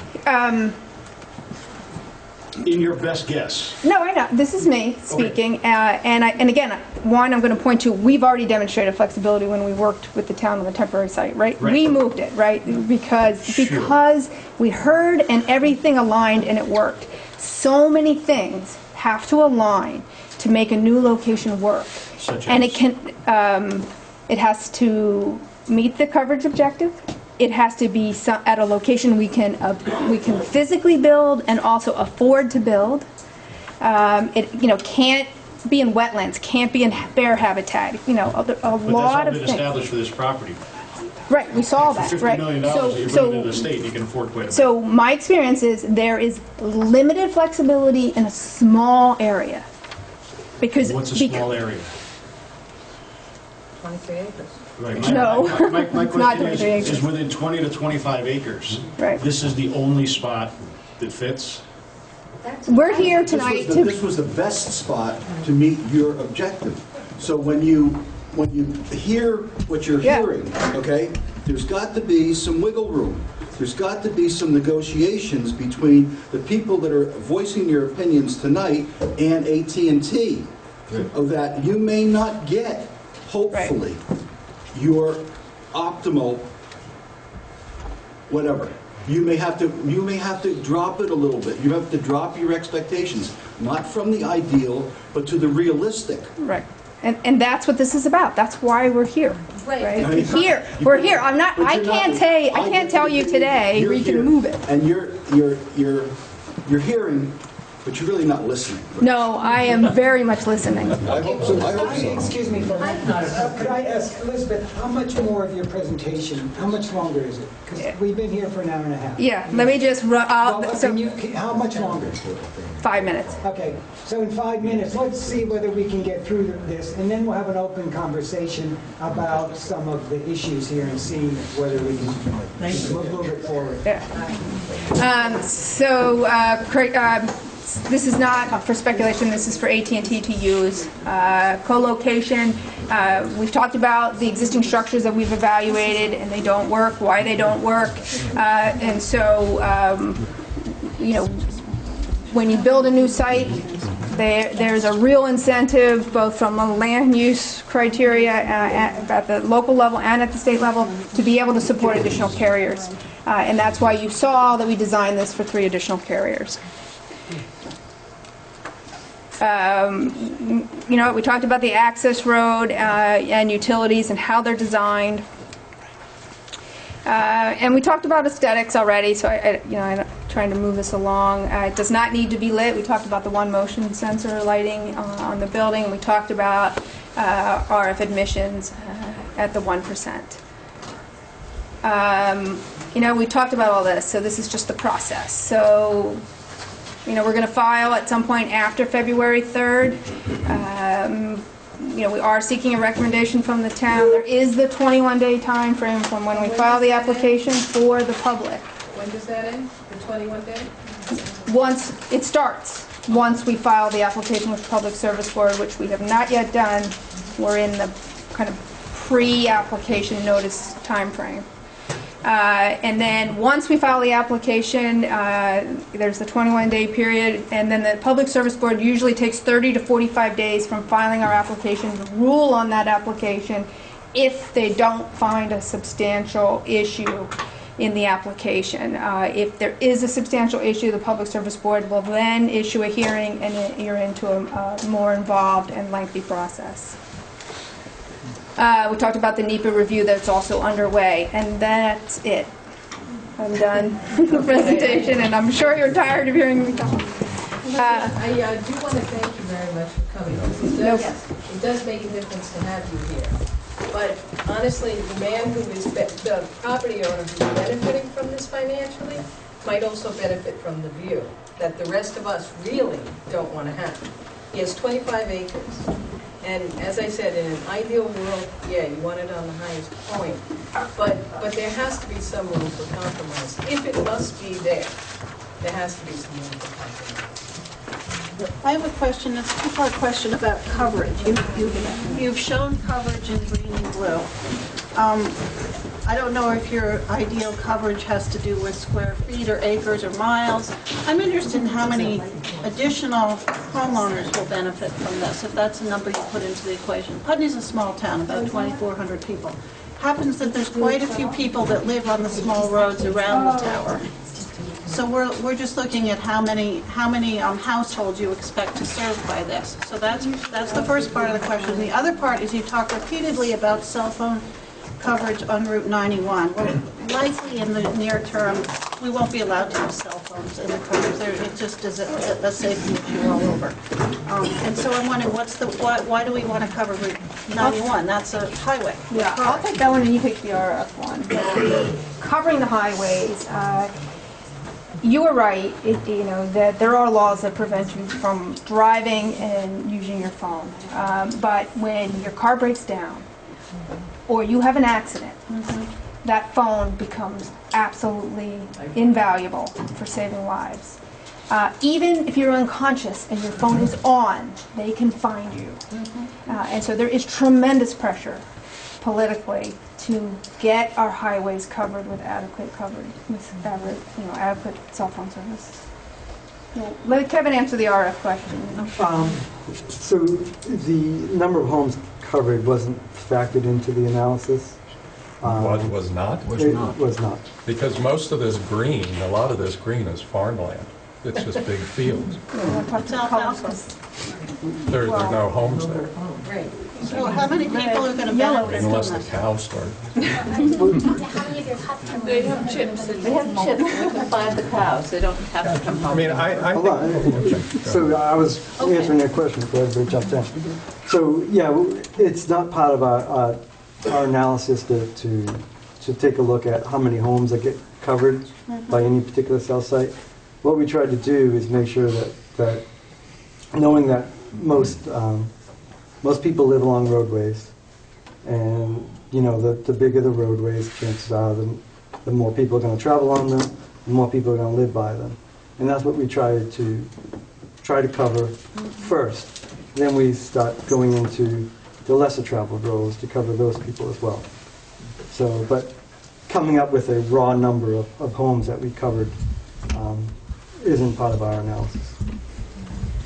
I just want to speak to the safety issue. Yeah, there's some people that have had not a chance, yeah, so. Please. I have a question about the location also. Did AT&T look at coverage, at what the coverage would be if they sited the tower within this required setback? And B is, my second question is, what is, in the first bullet on that slide, what does conditional mean? It says it's allowed with conditions. So I'll answer the second part first. So conditional use is the permitting process that allows the Planning Commission to review the use, and there's defined criteria, in your local zoning ordinance. So it doesn't mean that they could put conditions on the use? It does mean that. It does mean that, okay. Yeah. But just to clarify, Yeah. if the Public Service Board says they can go ahead, there's nothing we can do. I mean, we can write a letter of support or not, as in the last case. We did not write a letter of support, but we asked for, we basically pointed out specifics as to what we would like to see done. AT&T took those into consideration, changed their application. The Public Service Board presumably reviewed that request from us. I don't know how that negotiation happened between them, but the outcome was that most of the conditions that we asked for were met. Whether that would happen in this case or not, I have no idea. But again, we don't have jurisdiction over this. Right, The Public Service Board that. does, so. But to be clear, this, Wait, she has the second part of her question. My other part of the question is, did you look at siting the tower in the property within the required setback? I forget what it was. So the location was identified because it was ideal, right, and the landlord agreed to it. Did we run like the propagation maps that you're looking at an alternative location? No. That doesn't mean we won't, given what we're hearing tonight, but we have not done that analysis. And can we take a lot of these people that... Yeah, we're going to go in the back now, so... They've had their hands up. Yeah, good. It's been the main, and these have been great things that Yeah. have been shared here, but I'd like to hear from some of these people. So would I, so we want to just go in order. Go ahead. Two questions. First one's an RF question. How many users do you have on your temporary tower? I'm sorry? How many users do you currently have off your temporary tower? It changes by the hour. Roughly? Oh, I don't have those numbers, but it changes. Okay. It's very... A range? But you would have an idea of how many residents, say, in Putney, statistically. But it's not just Putney residents that are using that tower. Okay. There's people driving through Putney. There's, it's customers that we don't yet have because we don't have good service in Putney. So trying to take this small tower and take it into a larger picture of what another tower would look like is probably not a good comparison to make. But So you don't have that information? I don't have that information, no. Okay. Second question is, would you be willing to donate a permanent site on that tower to the town of Putney, should they decide that's a useful site for their municipal stuff. Yeah, I mean, that's definitely a request that we can take back to AT&T. And if you could give me your name and number, I can get you in touch with the right person to have that discussion with. Yeah, definitely. Okay, you go ahead. Yeah, as Pip said, we've been here for getting close to 2 hours. Yeah. So I certainly hope that both of you boards are getting the impression that it's not a really widely accepted plan that they have proposed. So most everybody here is not real happy with it. So hopefully that affects some of your thinking as far as your support on it. Well, in light of that, I mean, is this a fair opportunity for the planning commission to have a couple of minutes? Is that all right with people? Yeah. Okay. Sure. Elizabeth, there are a couple of,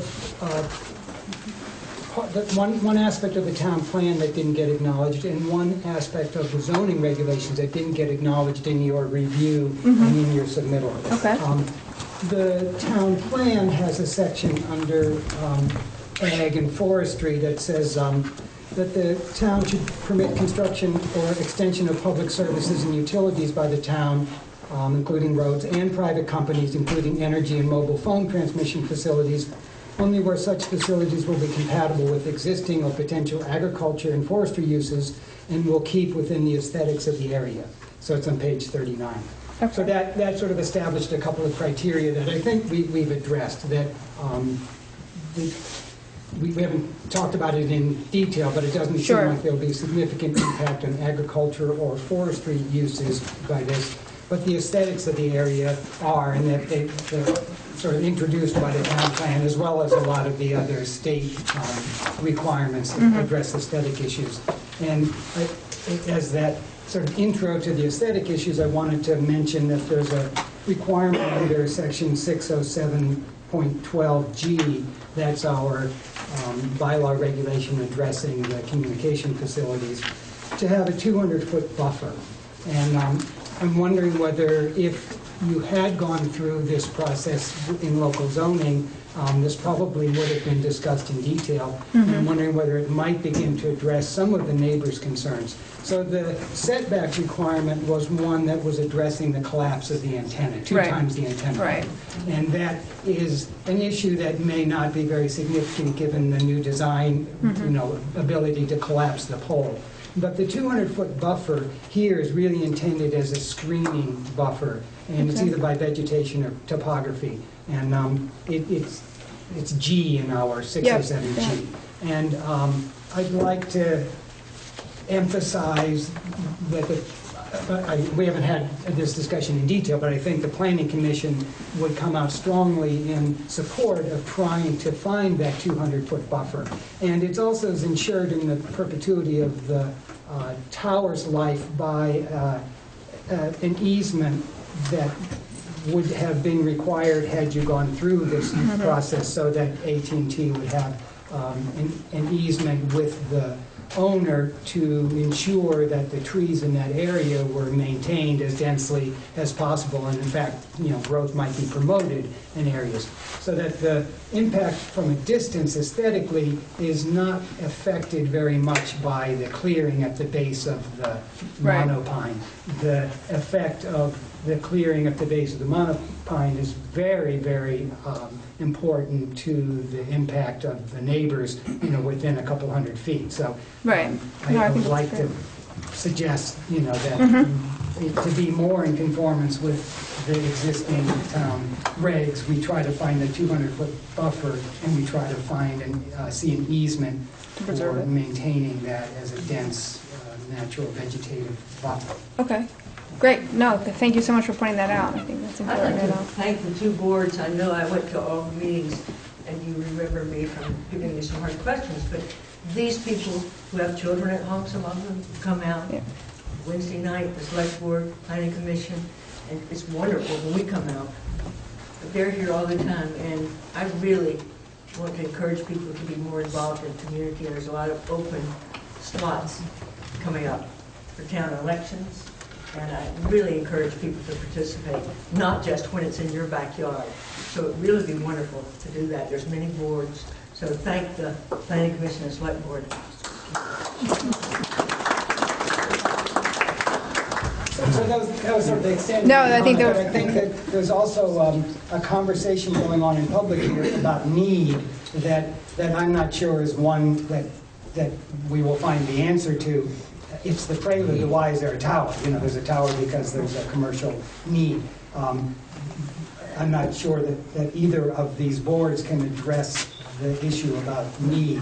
I think all we can do is try to, at least from my perspective, mitigate the visual impact and do that specifically for the benefit of those people who are closest to the proposed tower. You have a chap back here that had his hand up. I just wanted to make a couple comments also. I had a conversation with Mike Macheski about this, sat down with him and discussed it with him.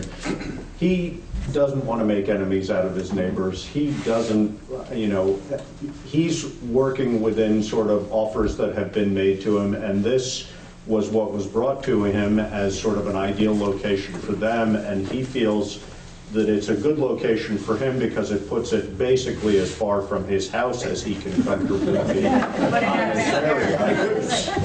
else is Right.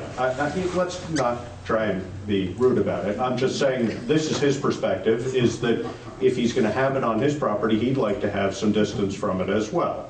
So, you know, if it can be moved, there is a willingness on his part, I think, to have an open discussion about it. But, you know, just so you know, Mike is not like sitting up there thinking, you know, I don't care what anybody thinks about that. He's thinking, okay, this is what's on the table and this is how we're looking at it. Just so people know that. He's a private guy. He doesn't like a public setting like this. He wasn't going to come tonight, but he did want people to know that he cares and thinks about what's going on. So the other thing, you know, just a comment for AT&T as far as the height is concerned. Are you guys, can you vary the height of the tower? I mean, is the maximum height based on the maximum height that you're needing for that position, or is it a maximum allowable height for that tower? It's the height that we need. I'm not sure. Well, I mean, if you had to move it 20 feet down, for example, 20 feet downhill in elevation in order to gain that 200 foot from the property line and 200 foot buffer so you could get an easement around it, can you add 20 feet to the height of it or not? Oh, yeah, for sure. Yeah. Okay. And a monopine is capable of sustaining that? Yeah, Yeah. the engineers would design it, yeah. That's all I wanted to know. Thanks. back row. Well, let's go behind you, and then we'll come circle to the I had next a one. couple of comments. I'm an AT&T customer. I live about 1,000. Can you speak up, please? Sure. So you stand up. I'm an AT&T customer. I live about 1,000 feet, maybe 1,500 from the proposed site. And I would say my coverage is good. It works good enough for me. And the complaints that I hear about people in Putney about coverage tend to be in areas where there's no other internet access, and they have very, very poor satellite coverage further up in the hills.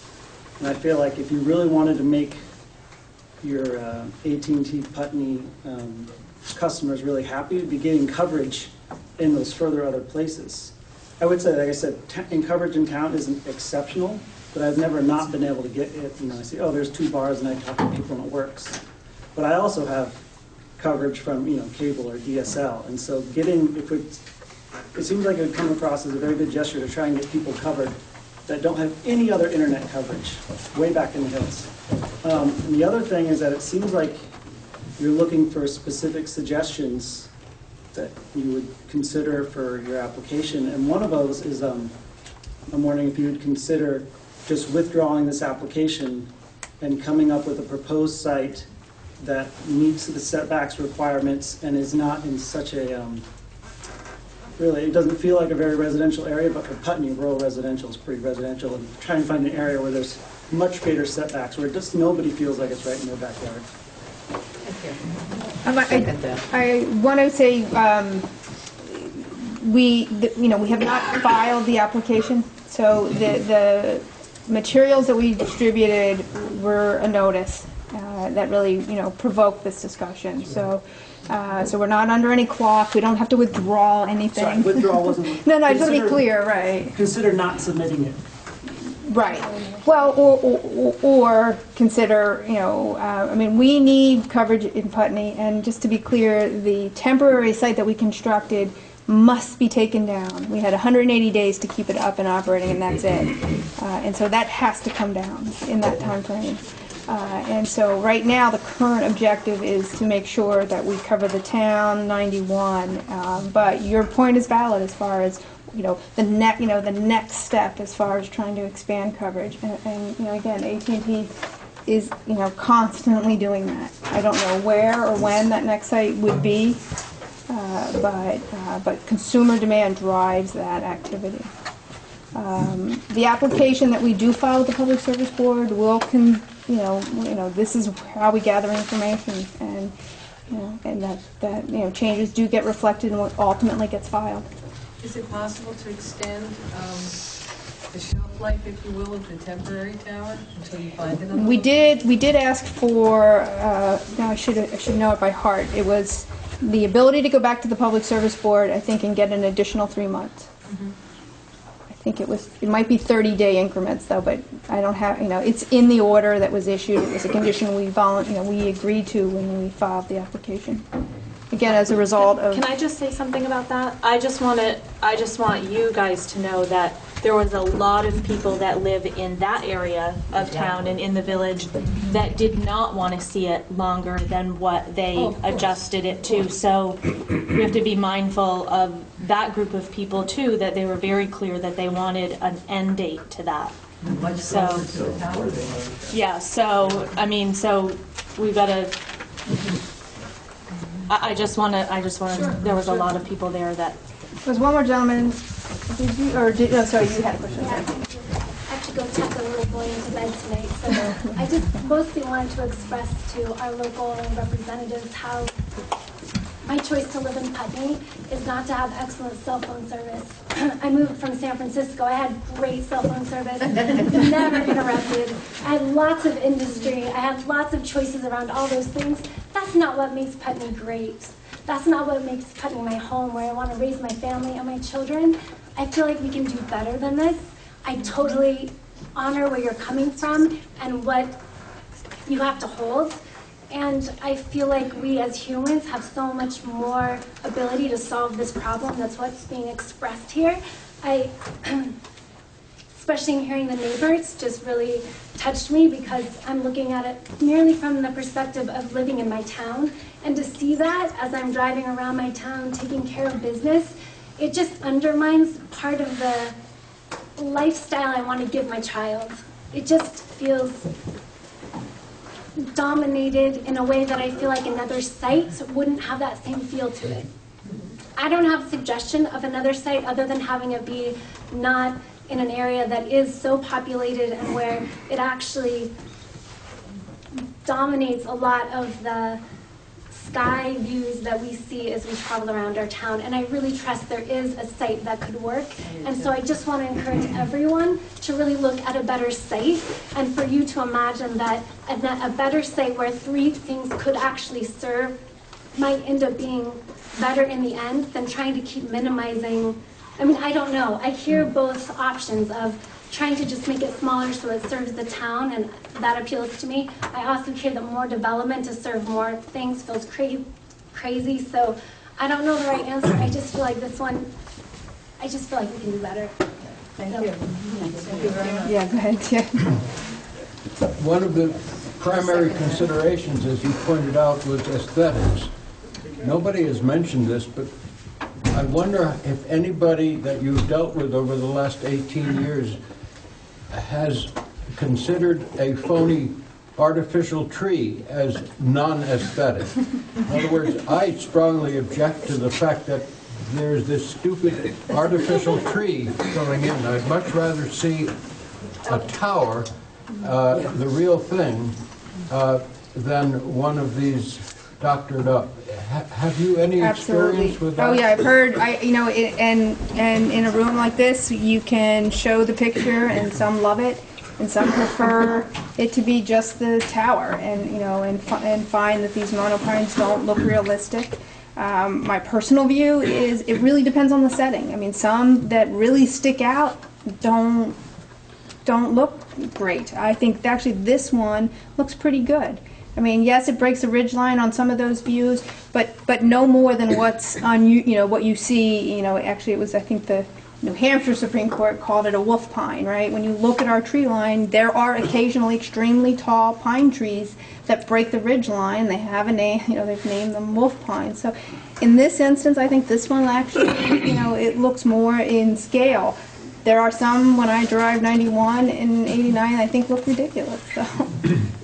They're meant to be less obnoxious, basically, is what, they can blend in, and they've gotten better. I mean, the representations here showing like a bristle brush isn't the way that it would be in reality. It's just the way that the engineers draw them out for simplicity. But they do have a bit of realisticness to them, but they are still fake. I have this nagging feeling that 91 is kind of very implicated in your decision of where you want to place a tower. I mean, how large a part of your decision is 91, and how large a part is serving Putney? I think they're kind of equal. Yeah, it's equal parts, to be honest.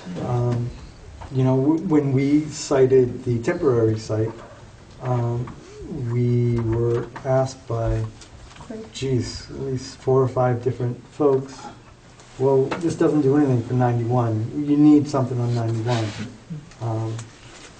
This site addressed that as well.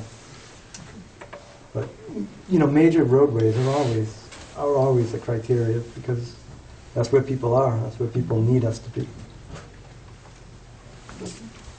I'm on the Conservation Commission, and I have a couple of direct questions, but just to the Planning Commission and, is it Planning Commission or Zone, or DBA? Okay, Planning Commission and Select Board. Are you guys planning to have some other public process than this to talk about whether you'll recommend or not? Any thoughts on that? I think that we'll have to have further conversation about it. I'm guessing that what we might end up doing because of open meeting stuff is ask a representative from the Planning Commission to come to probably our next meeting. I would say the next meeting, because we're on a what is the date that we have to respond? What is the 45 days? It's February 3rd, but if you're up against the deadline, please let me know. Let's talk about it from a calendar standpoint. Yeah, I think we can do it at the next Select Board meeting. So we would be likely which is next Wednesday. to do that at the next Select Board meeting. Just, it would be great if the Conservation Commission specifically could be apprised of that meeting. I'm no longer chair, but I'm a little spokesperson tonight. Because at our meeting last night, we discussed it and drafted a position opposing this site. And I'd just like to get that documentation to you guys and be part of that discussion. Maybe not me, but somebody from the Conservation Commission, please. And then to you AT&T folks. First question is, just out of curiosity, how do you gauge your market demand? I heard you say repeatedly in your presentation that there's been so much demand. I was also present at the meetings in the summer about the temporary tower, and there were a number of people in the room at those meetings who came in and expressed that position, that there isn't coverage, they really want coverage, it's not safe, etc. It seems to me in the room tonight that what I'm hearing is sort of the other side, and I just wondered, tell us about how you gauge your market demand. And is it really from, coming more from a general perspective, or the highway, or specifically Putney customers? Well, I think we're talking about one and the same demand that we talked about with the temporary site, right? Because that drove the AT&T to look for a temporary solution, and get that up on a shorter time frame. Again, that was not short. I mean, it took many, many months even to get that approved, and it's going away, right? And so as soon as we got authorization and were able to install the temporary, AT&T had to kind of hit the accelerator to find this permanent location because of a very tight time frame. I mean, the 180 days is in our window of finding, getting, approval and constructing. It's a very short window. So we're kind of looking at this as full speed, but the consumer demand, it really is the same. It's what drove, the looking for. How do you gauge it? I don't feel like you've answered my question. How do we? Sorry.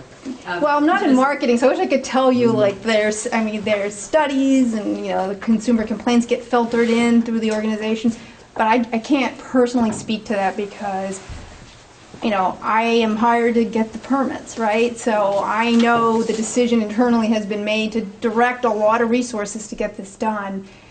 I can't give you the details, though, as to I just for the record, I feel like we are often here in this kind of environment of a tiny town in Vermont, really kind of under marketing. I feel like we're so tiny that our voices aren't heard in the greater collective, and that what I hear tonight is we don't want this. I know that we don't, it's I not only, really if we had turned the temporary site off, would anybody be here wanting it? I don't know. And I don't know either. I understand it's also not, it's not local jurisdiction. We can't decide what's the best thing for everyone. I understand that. I just want to put it in the air. The other thing is that in some sort of informal citizen groupings that I have participated in the last week, there's been some discussion about new and upcoming, oncoming technologies that are much more on the ground and much less about big towers, that are smaller locations that cover smaller areas. They're mounted on telephone poles or something like that, but something that doesn't require this sort of huge process and infrastructure. And I wonder if you guys could speak to whether AT&T is looking at that, and if that's anywhere in the near future, in your perspective, if you think it might be an applicable technology here. Sure. Thank you. They're called compact RANs, by the way. They're distributed antenna systems. They actually require much more infrastructure. Each little location has to be connected through fiber. So it requires running fiber throughout an area. They are meant for low-speed areas, so walking traffic, maybe pedestrian traffic, like Main Street would be probably fine. Highways or roadways above 45 or 50 miles per hour, they're not useful for. But they're really meant for high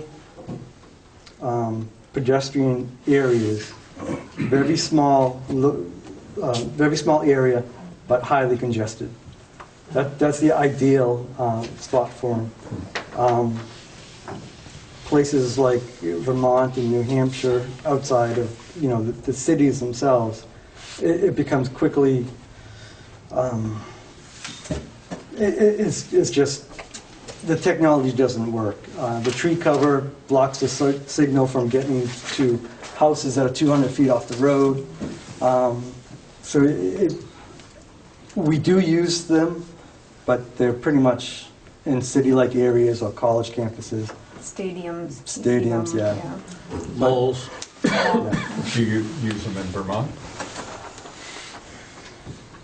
We have some in building systems, but nothing in the outside world in Vermont. Well, I guess I think of this as, are there other solutions to the problem? And I spoke to people at Coverage Co., and they are using these systems in Vermont. And the woman sent me an email and said, our approach is to put multiple low-power sites along a roadway to serve the road traffic and not the surrounding terrain. the fields, the farms. Or the houses that are 200 feet off the road, yeah. That's pretty much exactly what I said. They're meant to cover a thoroughfare, and that's it. So, and you're saying that it wouldn't cover, you couldn't cover 91 that way? Oh, no. Why not? Well, from a stationary standpoint, you could cover it, but So you if could someone not. had an accident or had to pull off to the side of the road, they could Right. use it? Yep. and But if we- there's an but we accident in the car, they couldn't We use it would have driving. to install poles every probably 200 feet along the highway, strung by fiber all along the highway. The infrastructure is immense. If I could just comment on that, though, there's a news article with regard to Coverage Co. and Vermont Telecommunications Authority doing such a project that covered Route 110 between Chelsea and Washington, and they talk about these mounted a mile apart on utilities. So, Depends on the size of the pole. But every pole would have to be zoned. It'd have to be so far off the roadway. I'm not sure how they did. They could be using existing power lines, high-tension power lines. So, you know, there are applications in which it can be used for. Those are obviously higher poles, so they're probably 90 feet, 110 feet, which might lend to it. But Putney doesn't have 110-foot poles that we saw. Is there a possibility that there are still other locations within this general vicinity that would be more amenable to both you and the townspeople? I mean, there's always a possibility that there's other location that we could work with, but all we're going to do is replace the off bases with another group of angry people. You know, But the idea is not to put it in anybody's backyard, not to have these things so we have yet close not to where put it we in another live. person's backyard. Exactly. These are We've not really yet put it into another person's backyard. No, I don't want It has to go to somewhere. My feeling is, I don't want it in anybody else's backyard. I don't want anybody to feel the way I'm feeling right now. It's not a good feeling. Right, I think and it Daigle isn't Road was a about lot the farther temporary away. tower being up longer. It's not about that. And it's great that you guys spoke to Mike McChesney, because it is more about they don't need to be in residential areas. We have large tracts of land in Putney that maybe could accommodate this. And then they're not on top of where people live. Nobody should be in this position where, even you guys, I mean, I'm sure that you aren't here wishing that this was happening. It would be great if there was another solution. So maybe rather than have the temporary tower stay longer, maybe the idea, or to hurry up and make it within 180 days, maybe the idea is to sit down and just come up with some other solutions. Because this doesn't feel right, and certainly leaving the temporary tower in any longer doesn't either. But we're all smart, we can come up with something, many things. I mean, we'd even help you. You know, this isn't about being adversarial. This is Yeah. about doing the right thing for this town. if along that line, and I realize I'm in the front row here, and there's another one in the back, but as far as to helping AT&T and going along this woman in the red question, with regard to moving this on Mr. Bachesky's property, I'm Bob Fisher, I represent the Wagenbachs here. They're abutting neighbors to the Machesky property. It is our view that this actually can be moved on the Machesky property and meet most all, if not all, of the telecommunications ordinance, which I fully understand through the Public Service Board that doesn't apply. However, with regard to this process of coming to and having a hearing, it's the recommendation of the Planning Commission and the Select Board that the Public Service Board gives great deference to. And in the statute, it says, nothing in this section shall prevent the municipal body from basing its recommendations on ordinances adopted, meaning the telecommunications ordinance. With that in mind, Mr. Bannister went through several of the criteria in the telecommunications section of your zoning where technically this proposal doesn't meet it. I'd just like to point out a few others, if I might. I'll try to be real quick here. The fall zone, the current location does not meet twice the height. The fall zone has to be twice the distance as the height, so it has to be 260 instead of 130 feet. The 260 takes you not only onto neighbor's property, but also beyond buildings on the neighbor's property, namely the Wagenbach's barn. With respect to co-location is an issue not only with the Public Service Board, but also in your telecommunications ordinance. Your ordinance looks to and wants to look at other things as far as co-location, whether there can be repeaters. That's on page 59 in section 607.8 E. So again, I don't think in the proposal here, and that doesn't mean that AT&T can't come back and revisit all of this, but as far as a recommendation from the Select Board and the Planning Commission, it's our view that the AT&T should be asked to look at these other alternatives because there's no information in here about these co-locations and things such as the repeaters. The roads, if you look at the proposal of where this is, the road comes up and then goes through Mr. Macheski's property to the very far corner and the highest point of that. That is a much larger area of road construction, which is one of the issues in 607.11.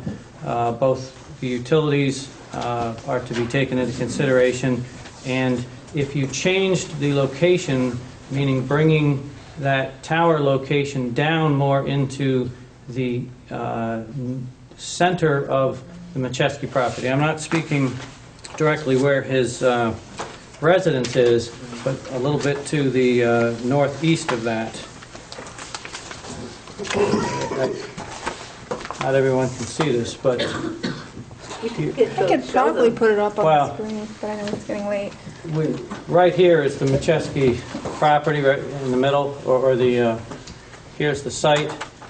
If you located it somewhere in here, you would meet all of your setback distances with regard to your fall zone. The 200-foot buffer was mentioned by Mr. Bannister. That's on page 62.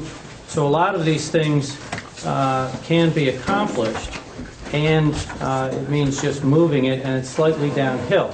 By my estimations on the topographical maps, that's roughly between 50 feet and 100 feet in elevation change. So with respect to that, I just would note that the Wagenbachs were written a letter asking them permission to site this on their property. They declined because they are not in favor of a cell phone on their property. But their property is about 100 feet lower than this site. So with respect to the ability of AT&T to locate it lower down on the Macheski property, it still can be done and meet most of your ordinance. In fact, I shouldn't say most. I think all of your ordinance. So my comments really go to asking the board, because on the form that you receive says we recommend approval, either we don't recommend approval, or something where we have these concerns and these recommendations. And it's that middle one where we really feel that the recommendations should point out that this can be moved and should be moved in order to comply with the intent. I realize your telecommunications ordinance is not the factor here that the Public Service Board relies upon, but the Public Service Board is relying upon the town's recommendation.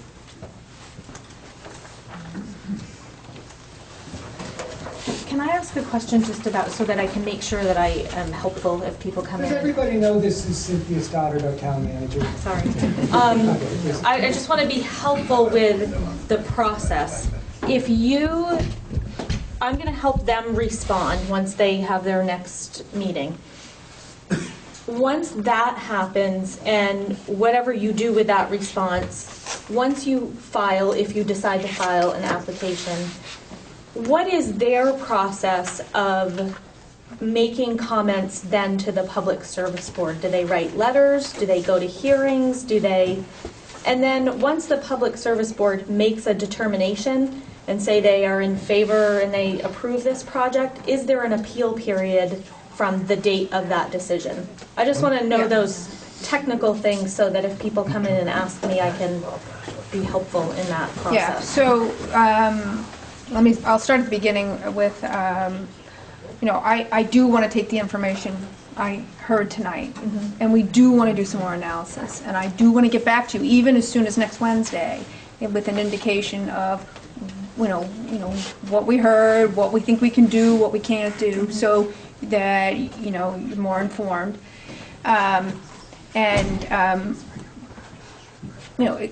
Let's see how that goes. I know it's only a week, right? But when we file the application, which you'll get notice, the town gets notice, and the abutters get notice of, you can file with the Public Service Board written comments. I haven't seen a lot of success with trying to call them and give verbal comments. They typically will direct you to the attorney from the Public Service Department to guide you through the process. But you brought the guide on consumers' participation in 248A, which I think is a good document. But it's written comments I think are the most successful being made to the Public Service Board in that 21-day period. Then if the board does approve it, there is an appeal process. You can seek reconsideration, or you can seek an appeal, or you can do reconsideration and appeal that, and that goes to the Vermont Supreme Court. I'd like to add to that. I think it would be helpful, for me at least, I haven't discussed it with the board, but if people have specific, limited suggestions, such as Mr. Fisher just pointed out, if those could be submitted in writing to us before next Wednesday in an abbreviated form, so that we can, reasonably in a meeting's time go through and say these are the things that people would like to see done, that would be helpful for us in our decision-making process. And I don't know whether people want to do that as a group or as individuals, but again, if we get flooded with information, we're not going to be able to put that to use. But if we get some useful, helpful suggestions in limited context, we will definitely take them into consideration. Citizens can email the Public Service Board. Email addresses in the citizens' information here. Yeah, I should have been more specific. It's electronic or handwritten type. So you go ahead. I see two. Go ahead. I just want to address the comment that if it was a different place, you have a different set of people in the room. I'm not affected by this at all, and I think there's a number of us here that just don't want to see it happen to other Putney residents. And it's not just the butters or neighbors that are here. It's what our town is. We think it's just too close to their houses. It's really going to be disruptive. Based on what you've heard tonight, do you still foresee filing some applications by February 3rd? Well, certainly not by February 3rd. We wouldn't even be allowed until February 4th. But I think this process will take a little more time. Yeah, by February 4th. Yeah, I know. I'm trying to be precise, but I don't know. I mean, I hear real concerns around location to the property boundary, whether it's proximity because of noise or the visual. And so I don't know yet how long it will take for us to do some analysis and know whether we can move it or not. But I'm committed to trying to get it done in a week. So based on what you do, Yeah. meaning AT&T, will determine the time limits Right, that other people have, 21 days, whatever. right. So if you decide not to, it gives everybody more time. Well, and I can certainly commit to being in communication with the town. If I know that this is going, that we wouldn't file, until March 1st for some reason, I will communicate that to your community. Again, this is a particular situation in a site where we've got this temporary that we're under some, legal obligations to bring down, and we really don't want a disruption in service to those that have it today. So, that is some pressure that's trying to keep us on a tighter time frame. Pressure, if it's still a temporary situation, even if it's just 180 days, it can be extended. Because there's no reason to run from a bad relationship when you're dating into a bad marriage. Okay? Right. It's a temporary thing. Give it another 180 days before you turn it into 18, 25 years. I don't disagree, I just can't control that. That's not something I control right now. That doesn't mean we wouldn't, if we were faced with But you that. can talk to the people who do control it. We'd have to file an application with the Public Service Board to get an extension, right? And so I can probably get that 90 days fairly easy. Again, I'm just saying it's a pressure, and it's something that we are operating under, and it will affect how we're trying to move this site along. Again, don't think we're filing on February 4th, and I commit to being open and communicating with the community about things that might delay it so that you can plan accordingly. What we did with this last process with the temporary one is people came to me or emailed me their email address, and I made a group so that I could, when I got communication from someone regarding it, I could just send an email out to everybody. We do try to put stuff on iPutney. I call the newspaper when I know that there's something that everybody's really interested in. We post it. The posting around town, I mean, unless you're constantly looking at the bulletin boards, it's really not the best. Wait, is Front Porch Forum here in Putney or not? Front Porch Forum, no, are they here? Not yet? There's 33 people on it, so they won't open it until there's 50. But iPutney is really one of but the email is the best. So if you leave your email address tonight, I'll start a group so that I can keep everybody informed as I get informed.